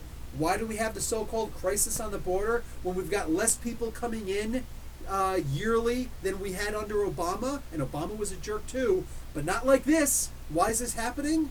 Because people are telling Trump, hey, technically we can imprison these people for a really long time and keep on delaying their trials, which means that me as a private citizen, I can make a private detainment camp. So while those were supposed to be government sanctioned or government run also, now we're starting to make private ones also. I remember when I was in the Army seeing private prisons being made, and all of us Army guys were talking about it. They smartened me up real quick to it, and we all figured it out. They're making more prisons. And right now, America, we have 5% of the world's population, but 25% of the world's population. Are we really that bad of a people? Or is this just, it's more profitable this way? We have slavery in this country, bud. We absolutely have slavery in this country. Also, don't forget the most important thing that the Never Forget movement came from. This is the Jewish people in the Holocaust. What did they say? Never forget. And that doesn't just mean for them. They themselves said never forget means not just Jews in internment camps, Jews in, all these different detention centers. No. They said for everybody, never forget. That's why there are a lot of Jewish movements against the stuff that's going on at the southern border. Because it's the same thing. You know what I'm saying? It hasn't gotten to those extremes of the death camps, but yeah, it exists. It's real. And this is the purpose. Those who forget their history are doomed to repeat it. We've forgotten history. We sit there and say, no, things like that. And I know it's not your fault because these are things that people tell you. And I don't know how old you are or whatever, but honestly, when people say things like, nobody's a slave today, nobody's a descendant from slaves. No. But if they forget, we forget. Once we all forget, we have the crap at the border. We have the crap with the prison industrial complex. How is a prison system a goddamn lucrative business proposition for people? How? It's disgusting. It's disgusting. And then what happens? You pay these people pennies. They're paid a pittance, so of course they're going to wind up treating people bad. And we've had psychological understandings of what happens with people who are poor, who are in charge of other people's lives since the 70s. So I mean, like, we know how this stuff works. We know how this stuff works, but we forget the stuff. We can't forget. We can never forget. You know what I'm saying? Understanding each person's, well, maybe not each person, but each culture's differences is really important. It is so important to understand people's cultures, people's backgrounds, people's histories, because it helps us to understand all the wrong that's happened. We got to remember there is a war on the streets. It's not in Detroit, it's not in Chicago, it's not this, that, or the other thing. It's the rich people. I don't hate people for being rich. I hate when certain rich people, and it's not all of them. It's not all of them, okay? You got good people out there. Warren, you got Gates, you got a bunch of good rich people who actually care and actually try. And then you got people like Bezos. You got people like the Waltons. You got people who are not good. And they do everything they can. You got people like the Kochs. And they will do everything in their possible to make all these little distractions for us to all fight each other. And and instead of focusing on all of our differences, we have to focus on the one thing that's important. We are not rich. We are not rich. And if we were rich, that would be the thing that would make us like them. The most important thing to remember as far as social class is concerned in this world ever is that nobody wants to go to the place below them. Nobody wants to go there. We think that slavery doesn't exist today. How close is slavery, is the plantation life to today? What did you have on the plantations? You had the field slaves, you had the house slaves. The house slaves never wanted to go out in the field, right? They never wanted to go down there. So keep that in mind. You could go out there, I could take one of them and bring them in here. You got it good. What was above them? The poor whites. The crackers, that's what they were called. The crackers, that's where that word comes from, if nobody knows. Hey, cracker, I'm the owner here. I've got no skill worth anything. I got all my money through inheritance and exploiting people through interest and other forms of usury. Everything that I have no skills whatsoever. But I'm rich and you're poor, and I hired you to keep these slaves in line. Now, if you want this job, you better make sure that you come to work on time, you work a whole lot of hours, and you be mean to them. Do whatever you got to do. But you remember who you work for. Police, regular police. We pay police in this world today. Even we pay them pennies. I remember talking to a cop. This was in New Jersey. This was in 2001, something like that. I think it was 2001. He told me he was making $32,000 a year. $32,000 a year. He's been on the force for 5 years. I was in electrical engineering. 4 years of college, I was making more than that at entry level. Why is it that the people who have the guns, who are in charge of keeping us all in line, are some of the poorest paid? Why is it that we don't learn these things? Maybe it's because the teachers who are supposed to teach us are some of the poorest paid also. They get less than cops. Sometimes they get more depending on the education. I have known teachers who get more. Entry-level cops are, wow, it's disgusting how poor cops are. Teachers technically do have more, but not the substitutes. Like, when you think about that, what the hell are we doing? The most important people in our societies, cops who we're supposed to look up to, teachers who we're supposed to look up to and learn from, they're paid like crap. So the best in society aren't interested in that. I really didn't want to become a teacher. When I became a teacher, I realized I'll get paid a lot more in Saudi Arabia than I'll get paid, in America. I don't want to be a teacher in America. I get paid a pittance. So, the best people, the best and brightest, the former engineer who decided I want to teach, I said, I can't afford to live as a teacher. I can't do it. So you don't get the best and brightest. You instead get the people who are like, it's a job. It's the best I can get. Guys, we have slavery. It's not the same.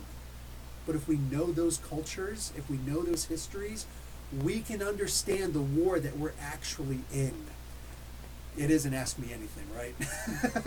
Anyway, let's get going a little bit more. Even though slavery ended centuries ago, the effects of it still hurt black Americans to this day. It hurts white people today also. That's the thing, because we just don't know these things. It hurts white people. Guys, one of the only reasons why we've even got and I don't like the term SJW movement. I don't consider myself an SJW because I consider SJWs those people who platform all the time. But man, oh man, the reason why we do have so many white people saying, "Oh my God, what are we doing?" is because when we talk about getting ahead, what do most white people say nowadays? They say, "Man, I'm sitting here buying a $5 box of pizza at Walmart, looking for a deal. That's what I'm living off of." You know what I'm saying? And what do we really have? What do we really have? So when somebody says we got a head start, we got white privilege. What privilege do I have? You know what I'm saying? I'm working my ass off to live in a little tiny one-bedroom apartment, and I've got like 5 kids, and I'm dealing with this and a crappy job, and I'm working 2 full-time jobs, and it sucks. It sucks. And if we would have simply paid attention a long time ago, if we would have had a reason to pay attention a long time ago, it never would have gotten to this level. We would have realized that the real people who are hurting us are the 1%, not all of them, but enough of them. The people who finance Fox News, the people who finance CNN, the people who finance MSNBC, the people who are saying people like Bernie Sanders and Tulsi Gabbard and Elizabeth Warren are crazy socialists. These are the same people who love to destroy unions. These are the people, these are the enemies, because they have declared themselves our enemies. I don't suggest fighting or physical violence or anything like that. I understand, but I do suggest educating ourselves and understanding these things. Like, dude, we are being attacked. And we're being told, this is the thing, we've played this game when we were kids. Here's your friend in front of you, and his friend in front of him, and you reach up past this guy, and you smack his head, and you turn around. And then the guy turns around, and he sees this guy, and he thinks, well, he's not even looking at me, he's looking right at me. Why'd you hit me, man? That's what the rich are doing! That's the game that the rich people are doing with us. It's literally, that's all they're doing with us. We have to see this stuff. I really like that example. This is one of the reasons why I like the idea of doing my own channel like that. Anyway, the channel that I am going to be doing starting up, I already started making videos for it, is, hey, you guys know a bunch of these things, right? You guys know, sorry, I don't want to be here all day. Look, I got Storm. Everybody's freaking out. Oh my God. This is my favorite one that I wanted to get more than anything else. I got Dazzler. I got, Bang. I got Silver Samurai. I got a new one today. Let's see if I can find it fairly quickly. There it is. Oh, I did not get the Cyclops yet, but I did get, I was just talking to Derek Pierce, whose kid's birthday is today. What do you call it? I did get Iceman, so the only one that I need now is the X Factor version of Cyclops. Where is he? There he is, right there. The X Factor version of Cyclops. So when I get him, I'll do a review of all of these, but I just did a review of did you guys even notice it? Wendigo. I got my Wendigo. So I got my Nightcrawler, my Mr. Sinister. I got all of my figures. I did a Wendigo review. I did a couple of different reviews. I'm going to review my Transformers toys. I'm going to review a whole bunch of my stuff, and I'm going to do a completely different channel. And boom. So when I'm ready, when that actually goes up, probably by next podcast, I'm going to be talking about that. And boom, another channel for you guys. Where I'm just going to be talking about toys, and that's also where I'm going to be doing my stop motion stuff eventually. So, excuse me. And here's the way that business works, marketing works in the world, unfortunately. By me buying all of these toys, I'm hoping that, oh my God, the moon looks sexy tonight. I love the moon. I love space. I love all this. Anyways, it's like that much of a moon. It should be a waning moon. I think it's a waning moon. Anyway. Which means it's getting smaller. By me doing all these reviews, I'm hoping that some of these companies actually start sending me the toys to review. That's really like the main thing. I'm trying to save money is what it is. I'm hoping that I do actually start getting some of these companies to send me the toys to review, because that would be a huge milestone for me. Like a huge milestone for me. And then it's just me reviewing more toys for you guys even sooner. You know what I'm saying? So, yeah, we'll see. We'll see. Let's see. So that was the big announcement that I wanted to give before. Okay, let's. Hopefully, Trump doesn't get a second term. See if that happens. We'll have another Mexican repatriation on our hand. Yeah, repatriation on our hands. Yeah, agreed. I think most people sent to Mexico were born in America. I missed my social issues podcast. Did you have one? Power to the People. Hi, Professor Bill in chat. What's up, Power to the People? Oh, you got here just in time, Power. A3N, the extreme wealthy finally figure out a way to protect themselves from the proletariat. That is a great term. The proletariat, if you remember, that's a term used in the book 1984. By pinning us against each other, only amplified now by instant gratification culture and social media. Yeah, exactly. It's only made it easier for them. Mr. DC Comics, Disney owns everything. ESPN, ABC, Marvel, Pixar, Fox, and more. Whoa, whoa, whoa. Does Disney own Fox? Okay. If Disney owned Fox, that's a big deal. I don't think that's the case. Wow, if that's the case, that's a big fight right there. Oh. All right, Miss Megan. Darn it. Man, I gotta pull this thing down now. Oh, jeez. Okay, here we go. Let me pull this out. Okay. So, we got the Wendigo. I gotta do. You know what? I'm just gonna do a little. He's a builder figure still. Boom chaka laka laka. Boom chaka laka laka. Boom chaka laka laka. Boom chaka laka laka. Ooh, do the tail waggle. So there you go. You got your. I can't believe you just did that to me. Let me put the Wendigo back. All right, stay up here, bud. Oh, you know, I promised I was going to get my Polaris figure. Darn it, it's around here somewhere. Anyway, okay. What do we got here? Alt fact: even when there are white people, even when white are we're as poor, we still have privilege over dark skinned people because of cultural bias. The political signs with DC again. Oh, sweet. That's actually pretty cool. And Jaro rules, agreed. No, I agree. I 100% agree. We do get privilege over. We absolutely do. There's no denying it, but it is what it is. Coming to America 2, yes, with Wesley Snipes is going to be in that also. He also signed on to Coming to America 2. And yes, I'm happy that James Earl Jones is doing it also. Sitting outside of Missouri, checking the moon out as well. Cheers. What's up, Dick Sumner? Oh, that just jumped down. Crap. Okay, I don't know where this went. Okay, I'm just going to go to here. Disney bought Fox for 71 billion. Yes, but not the sports or news. Exactly. They didn't buy the news or the sports. So I don't know if they own ESPN or not, but I know they don't own Fox Sports, and I was positive they don't own Fox News. Professor, where have you been? Where have you been? X-Men are coming to the MCU. Oh yeah, I know they are. Feige was talking about it. And what, did they just make another announcement? Because I know that's going to be like a big deal they're doing. Let me see my comic book movie site. Can you get there or not? No, all the same stuff. Oh, are you just talking about the whole Fox purchase? No, I know about the Fox purchase. Power to the people. Hey, in an old issue of X-Men, Colossus was brainwashed and he called himself the Proletarian. Oh yeah, that's right. That's right. I forgot about that. Basically everything Fox besides news and sports. I think you're correct, Dick. Shake it, baby. Power to the people. Yes, it's why we get MCU X-Men finally, and Fantastic Four. Darn it, and Fantastic Four. Maybe Demolition Man was right, but instead of Taco Bell, everything will be Disney. Maybe Taco Bell will buy Disney. That's hysterical, Mark.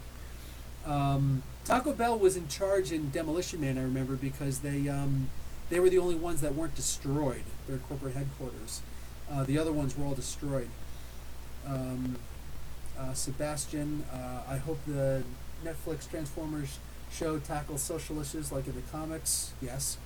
And don't shy away from it, Fat Chance. It's a prequel, so let's see. I like that a lot of things are coming to Netflix. They need to stay ahead because Disney Plus is going to be a game changer, dude. I don't know. Depends on the person, you know. Have you reviewed the House of X #2? Yes, I did. Roblox player. Oh my God, my son who plays Minecraft was just saying that he wants to play Roblox. I'm like, yeah, no, stick with Minecraft for a while, bud. We're not going to be one of those families who has a million video games. That's the only video game he's ever played is Minecraft. But yes, I did review it. Mark never knew that the actors who played Mufasa's wife in Lion King also played the Queen in Coming to America. No, that's why Disney bought that portion of Fox. Does Universal still own Namor Rifts? They still own the distribution rights, just like with the Incredible Hulk. And yes, that is permanent, unless Disney can afford to buy that one of these days. But they can still make the movies. But the distribution fees and rights will go to them. So as long as they don't make a Hulk movie again, and as long as they don't make a Namor movie, it'll be fine. But if Hulk and Namor appear in other people's movies, yeah, perfectly fine. Universal has nothing to say about that. Disney owns Hulu. Correct. They own 70% of Hulu now. Actually, I think now they own 90%. I think now they own 90% of Hulu. Anyway, 70 or 90%. Hey, Professor, last night question. The final issue, we see a fly while Bruce is waking up in the psych ward. We see a fly earlier in Snyder's run, maybe Death in the Family.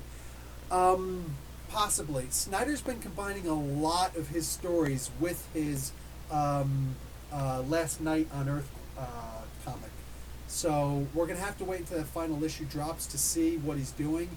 But he's doing something where he's combining everything. Finally, comic book question.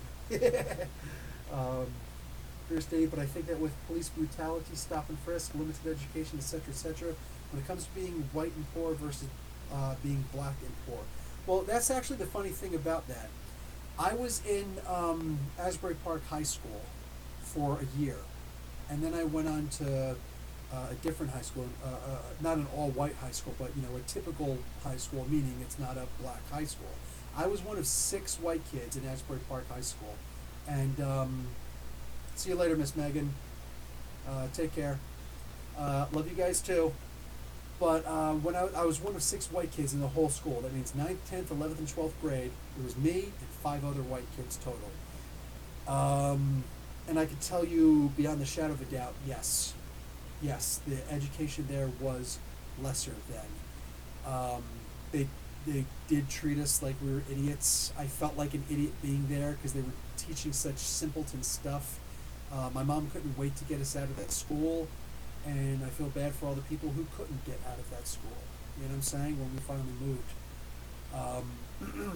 And that's one of the problems that we have. I'm going to give you an example. Mississauga. I live in Mississauga, Ontario, Canada.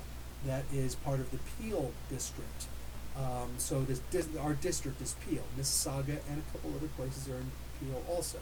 Mississauga is a very wealthy neighborhood. The other areas in Peel are not. So the tax dollars are spread throughout the Peel district when it comes to everything, including our school systems. So Mississauga has been talking about getting a vote together to separate Mississauga from the rest. I can't, but my wife, and I'm glad, will be voting no. Why? Mississauga is a much richer district. We will make out because we'll have more of our money because our money is being diluted and sent every place else, right? So that we're all equal in Peel. But if that stops, all the money for Mississauga could stay in Mississauga, and all those poorer parts, well, they're on their own. So what's going to happen to the level of their education versus the level of our education? While that will certainly help us out drastically and make it so that our kids get better education, more school programs, more, better teachers, they can afford better pay for the teachers and whatnot, I got to be honest. I don't want my kid to benefit at the detriment of all these other kids. I think that all schools should not be district paid, and that's not just here. I think that's the same thing for America. They should all be paid federally, not districtly. I think that we should get rid of local taxes at certain levels, at the very least, and all schools should be federally funded instead of locally funded, because that would help us out so much. Suddenly, the education that you get in Kansas isn't going to be second class to the education that you get in New Jersey.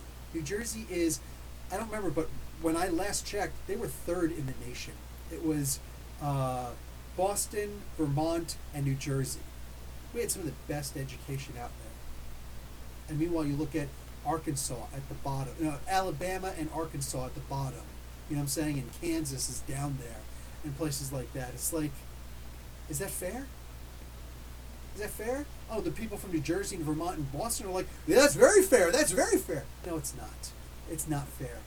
And I don't want a bunch of dumb kids being raised. I don't want a bunch of kids being raised dumb. Let me correct my English. I don't want a bunch of kids being raised dumb someplace else because we make more money than them over there. That's not fair. That's simply not fair. And even if you go to a private school, congratulations, you go to a private school. But you damn well still better pay your local taxes so that it goes to the schools. Because I don't think that it should ever work otherwise. I hate the idea that we talk about taking our own. I don't think it's fair. Bradley, what's up, Bradley? Welcome to the channel. Yes, I'm reading Fantastic Four. Look up anytime you want to see what I'm reading, look up what you're looking for and type afterwards Comic Book University. I've been reviewing every single issue of Fantastic Four. Scott, we just risked getting lost in infighting for another few generations. My focus on race, hammers and nails and all. You're correct. You are correct. It's not going to go away overnight, unfortunately. Roblox player, because the X-Men are getting new contacts in, it will be easier for them to introduce them to the movies, those comic book storylines. Exactly. We're focusing on space in Phase 4. I'm pretty sure that Phase 5 will be focusing on mutants. The idea is that we're not going to be focusing as much on the Avengers storylines anymore. I'm sure they'll still exist until they're eventually faded out because those guys are getting older. See you later, Sabah. But yeah, eventually, more and more, we're going to be getting into mutants. Then we'll be getting into other stuff too. It'll happen. The old Baba. So, Mr. Professor. What the hell is Mr. Professor? Oh, yeah, Mr. Professor. Why do you... Listen, I already have a title. I don't need another title. I am Professor. Mr. Professor. What's going on, old Baba? Welcome to the channel. I have a question about House and Powers of X and 10. Because it's House of X, Powers of 10. Did you think anything in particular about Xavier, Alpha, Magneto, Omega, and Apocalypse Forever in their tags in the books? I believe I commented on that briefly in the books itself, and earlier in the this live stream, I talked about that also, but I didn't go into depth with there. I'm choosing to avoid that for now. I want to talk more about what I actually see, like what's actually verified, or at least what gives the ridiculously strong hints, you know what I'm saying? As opposed to just a couple flashes, a couple pictures here and there. Yes, I am noticing a couple things in there. But definitely check out the beginning of this podcast. I do talk about some of those things you're talking about, or that you're asking about. Fierce, I know, just saying that even though class is big, race is on a whole nother level. That needs to be acknowledged. It isn't as minor as that boat analogy, but I'm just nitpicking. I didn't see the boat analogy. But, no, yeah, all of that stuff. The only reason why we're even focusing on race nowadays as a, I don't know about as a whole, but closer to as a whole, is because socially, economically, we're all starting to realize, hey man, you know what I'm saying? Why am I down here? I should be at least up here, you know. Excuse me, you know. Eid Mubarak, everyone. See you later, Sabah. Why don't schools teach kids how to make money? Dude, we already answered that. Mr. DC Comics, we legit already answered that. You know what I'm saying? I've gone through a bankruptcy once before. It's funny. Working as an engineer, I went through a bankruptcy because I wasn't taught how credit works. You know? When you go through a bankruptcy, one of the processes of going through bankruptcy is, at the time at least, this was years ago, like a decade ago, you had to take a class on um, money managing and what credit actually means, like what credit actually does, what credit is. And I was shocked to see how that actually works. Um, and it's disgusting. It's disgusting the way they've actually done things. Plus, they tell you what's actually going to happen afterwards. You have a hard time getting credit right now? No problem. Go through a bankruptcy. You will get car loans coming to you and free credit cards and all sorts of things coming to you. You want to know why? Because you can't claim bankruptcy again for like 7 or 10 more years afterwards. Disgusting, isn't it? So they can just bleed you dry. You can't claim bankruptcy on student loans. But back in, I think that this was actually under, if it wasn't under Bush, it was under Clinton. It was under Bush Senior. If it wasn't under Bush Senior, it was under Bush. It was under Clinton. But at some point there, that's when they decided to make it so that student loans didn't qualify for bankruptcy anymore. Before that, you could declare bankruptcy, and your student loan would be abolished. Imagine that. So, if you do have a hard time understanding how one ethnicity can have an advantage over another, simply look at it this way. How can one timeline have an advantage over another, have privilege over another? The people who could declare bankruptcy because things have just gotten out of control and I need to declare bankruptcy, but I'm still going to have the student loans on top of me this whole time. Think about back to those people who didn't have to worry about that. They said, oh, things have gotten out of control. I need to declare bankruptcy. Oh, my student loans are gone also. Wow. Think about that. That's what it means to have a head start when someone else just doesn't have that. So, yeah, it's a big deal, man. What's everyone's favorite comic from? Hey, staying quad. What's everyone's favorite comic from the companies you're reading? Immortal Hulk, DC, Pearl. You like Pearl from DC? Image, Skyward. Cool. Do you like Dan Slott's writing? Also, are you going to be reading Future Foundation? Oh, Bradley. I did read Future Foundation. I did review it. I do read Dan Slott's writing of. I did all of his, well, not all of his Spider-Man. I knew 10 years worth of Spider-Mans. I haven't been around that long, but I did do a whole bunch of his Spider-Mans, like a year of his Spider-Man comics. I am doing his Iron Man pre and post Jim Zub jumping on there also, and I'm doing his Fantastic Four, and I give my my opinions on the on Dan Slott's writing also and where he's gone since then, and I compare him to when he was writing Spider-Man, and I compare it to way before that when he was actually really good. So yeah, go and check out those reviews. Check out, at least the most recent of them. Roblox, I think the 6, what they announced the X-Men to be in, is, there's 6 of them that are going to be coming up. I'm looking forward to all of those. Mr. DC Comics, will DC Comics be around in the next 5 or 10 years? Since AT&T has no interest in them. I wouldn't say they have no interest in them. They certainly have an interest in the movies, because they're going to see what. See, AT&T is a funny thing, man. I used to work for Lucent back when I was an electrical engineer. I used to work for Lucent. If you know this, Lucent used to, when AT&T was the big deal, they were actually considered a monopoly, and they were forced to separate. So Lucent became the engineering division, because they actually started to compete with themselves, which was ridiculous. It was not lucrative for them. So I actually started working for Lucent, and Lucent was one of the greatest companies I've ever worked for in my life. They were only around for 10 years. I wasn't with them for 10 years. I was with them for 2, but they were legit the best. When I wasn't working, like now I'm self-employed. I work as a contractor for someone what do you call it, teaching English or online, and obviously doing this. This is my own business, but I haven't worked for someone. Geez, a couple of years now. I just don't want to work for other people anymore. I just enjoy the freedom of being able to do my own thing now, and it helps being in Canada where healthcare is already paid for. It's so much more lucrative to be a self-employed individual. than back in the States. Forget about it, man. But I know so many people who are self-employed in the States who still have a part-time job because they need that insurance. You know what I'm saying?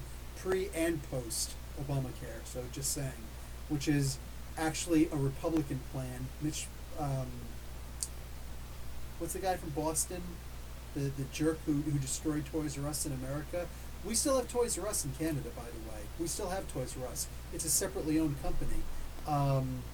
What do you call it? But you guys in America don't have Toys R Us anymore because of not Mitch McConnell. Damn it, can't remember his name. The guy who ran against Obama the second time. Whatever, that idiot. It was actually his plan with the Heritage Foundation to make the Affordable Care Act, the ACA, which was later dubbed Obamacare. That's just the funniest thing in the world. That Obama actually brought a Republican plan, not an actual plan. Anyway, what do we got here? Will DC Comics be around? I honestly don't know. I would imagine that they should be. If not, Marvel will certainly buy them. They're not going to let that just disappear. Okay, everything's... Wow, a lot of jumping. What if Disney buys DC since AT&T... Oh, same thing I just said. Let's see.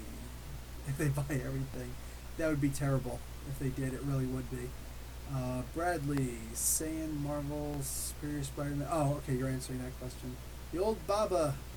Oh, wow, everybody's answering that question. Nice. The Disco Dev. What's up? Related to earlier, Weapon X, the return storyline, has a group trying to reboot the Weapon X program. The team of former Weapon X mutants form a Suicide Squad type pack. They're wanting to read it. You know what? I think I want to read that now, too. Alex Samuel, what's up? Fierce Deity. Oh, talking back there. Okay. Jeffrey, what's up, Jeffrey? Everyone, birthday boy, an hour and a half. Leos are the best. Haircut, I see. Yeah, you can see the haircut two This Week in Comics ago. What's going on, Jeffrey? Happy birthday, dude. Happy birthday indeed. Power of the People. I was a merchant marine and had a job at AT&T shipping for 4 years. We had a Baltimore to Nova Scotia run. Sick! That is sick. Yeah, I always wondered what it would be like to be a merchant marine, man. I always thought about that. Let's see, the old Baba, though Image has been a favorite of mine for a while. Gotcha, talking about Mitt Romney. Thank you, Alex Samuel. Yes, Mitt Romney was who I was talking about. I mean, old man John McCain? No. John McCain was an interesting person. Let's just say his daughter on The View would not be happy with my opinions of him. He was a hero. He was absolutely a wartime hero because when he was in the Hanoi Hilton, when they found out that his father and his grandfather were decorated military admirals, he himself was offered the opportunity to go home, and he said, I'll only go home if you let all of my crewmates go also. And they said no, so he said, well, then I'll stay. That was one of the most heroic things imaginable. That being said, the man never saw a war he didn't love. Bum, bum, bum, bum, bum, Iran. Disgusting. Disgusting. He was as hawkish as war hawks come. Washington Adams, Jefferson, Madison, James Madison, the fourth U.S. president. Like, this guy was a worse war hawk than he was. You know, he was a worse war hawk than Madison was. Terrible. And yeah, but he was also good to. He was also good considering, you know, considering Obama a good American and a devout American, as opposed to, oh, he's a secret Muslim and I can't trust him. He was good in that regard also. Yeah, so there was. He was a very diverse individual. He had some good about him. He had some terrible about him, and that's that. Immortal Hulk question from Dick Sumner. Why is issue 2 such a big deal on eBay? I don't know. Advertises the first appearance of Dr. Fry. Oh, okay. Most recently, they brought back Dr. Fry, and that is potentially a big deal. That's the thing. It's speculators, and speculators speculate. That's what they do. So they're imagining that these comics, that this character might be a big deal. So with that being a big deal, they go back and they check out the character. Like, for instance, Miss Marvel issue number 1 from the current run by Kelly Thompson. issue number 1 was like, oh, cool, it's an issue number 1, yay. And then issue number 8 comes out. It's like, oh, a new hero, and it's like, oh, everybody go get this comic book. And then somebody goes on online somewhere and says, hey, I recognize this new character. Her first appearance was in the first issue. And everybody's like, what? No! And they run back and they see that, yay! So all of a sudden that issue skyrockets up in price, and now the issue number 8, like, it lowered in price. It's a speculator's market. That's all it is. So don't rush to these things. Don't rush to these things. You know what I'm saying? Like, if you are if you fall into that market, work it as fast as you possibly can. You know what I'm saying? If not, if you don't have that, and I talked about this. I talked about this in my Captain Marvel reviews. I try to help you guys out as fast as I can. You know what I'm saying? As quickly as I can, because the speculators don't want you to know this stuff. You know what I'm saying? I know that when I did that interview with Donny Cates, I interviewed Donny Cates, and somebody else turns around and they're like, oh, the chains that Cosmic Ghost Rider has is what's his name? Blah blah blah blah blah. Siderax chains. Oh my God! So the first appearance with Sidorak was back in here. So he said that, and all of a sudden, all these people jumped on it. That book skyrocketed. This is an old Doctor Strange issue number 66 or something like this. Is an old comic book, right? And all of a sudden, this price skyrockets because people are like, "Oh my God, somebody said something." We all just need to calm down. That comic book is going back for 25 cents again, or $1, whatever. You can find it in the dollar bins, for crying out loud. Maybe somebody's selling it for $10, but I mean, don't jump so quickly. Don't jump so quickly at these things. You know what I'm saying? Unless you are actually in the speculator market, if that's one of the things you do, hey, you're old hat at this, man. You're an old pro. Do your thing. You do you. But if you're not, just calm down, because the market today, this is the market tomorrow. You know what I'm saying? It's usually like a week to a month at best that all of a sudden it changes drastically. Let's see. Vince, hello Vince, how you doing? Let's go down here. Oh, good night, Paula. I'll see you. I'm about to get out of here also. I know when Paula leaves, it's like I am definitely ready to go. What do you call it? The Runaways. Oh, Paul, I'm going to send something to your email. I'll try to remember to do it tonight. Runaways is going to cross over with Cloak and Dagger. Saw that. Looking forward to it. Jeffrey Lane. I don't know what you're welcome for, but what you're thanking someone for, but you're welcome for me also. Saying Immortal Hulk would be great in the MCU. Agreed. No, not with Mark Ruffalo though. You're right. Yeah, I wouldn't want to see Mark Ruffalo on it. John McCain. But why did he have 8 houses? Most people are just trying to obtain one in this day and age. See, here's the thing. This is what I mean by privilege.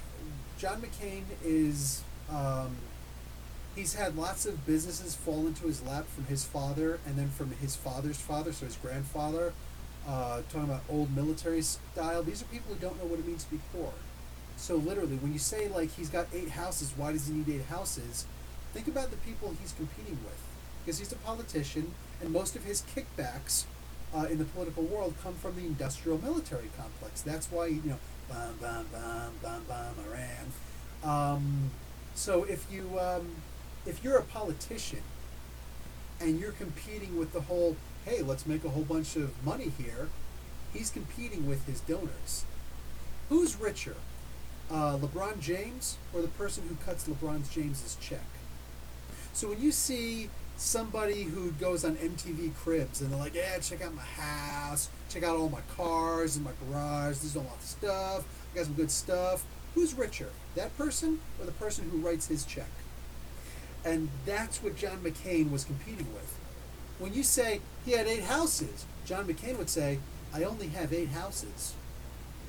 It's a funny thing when you try to think the thought all the way through to its logical conclusion, or at least as close as you can get to it. It's terrifying when you think of the way the world actually works. Whoa, a couple things here from Sebastian. Transformers Comics is a Transformer named Whirl. He's basically Deadpool. That's funny. Victim of racism. Let me explain. Oh yeah, okay, I'll get to that eventually. I didn't actually get to issue 10 yet.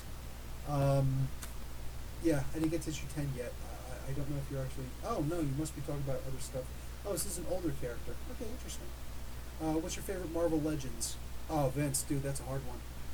That's a real hard one. Right now, Mr. Sinister that I just opened last night, because I did the review for it. I didn't put it up yet. I'll put that on a new channel eventually. I'm going to be putting up the review for that, but Mr. Sinister looks awesome. But I don't know, it's hard to say which my favorite Marvel Legends is, but I know that my favorite Transformer right now, even though I got the Gravity Builder Devastator, which is unbelievable. Like, my wife plays with that, for crying out loud. I woke up this morning, she left before I did. What do you call it? Because after work this morning, I went right to bed because the kids were still asleep. It's summertime. So, but then I went to bed and she woke up. She was actually playing with the Devastator before she left, which is hysterical. What have you? My Ultra Magnus is actually my favorite toy that I play. I used to keep him right here for about 2 months. I only just recently put him away like 2 weeks ago, and I still think about bringing him back out again. I love this figure. Love this figure. Okay, and since we've gotten to the bottom of the comments, we're under 20 people. Oh, Disco Dev, you too, huh? Me too. I'm about to jet. It was real. It's been fun. And I'm tired, and I'm really freaking hungry. So I'm going to go out and spend some time with the fam. Actually, the kids are already in bed, so I'm going to go spend some time with the wife, probably going to watch some Friends. Maybe we'll watch some of The Boys. We'll see. And, yeah, talk to you all later. Hey, God bless, right back at you. Alex Samuel, do you have a list of your favorite storylines from DC and Marvel? You were waiting until I said I was leaving, didn't you? Going to meet Donna Cates at NYCC. Can't wait. Awesome. Later. What's this? Not following the Vic M situation. I don't know what that is. Good night, and thanks. Yes, same thing. All right, talk to you guys later. Professor Bill, Comic Book University. Class dismissed.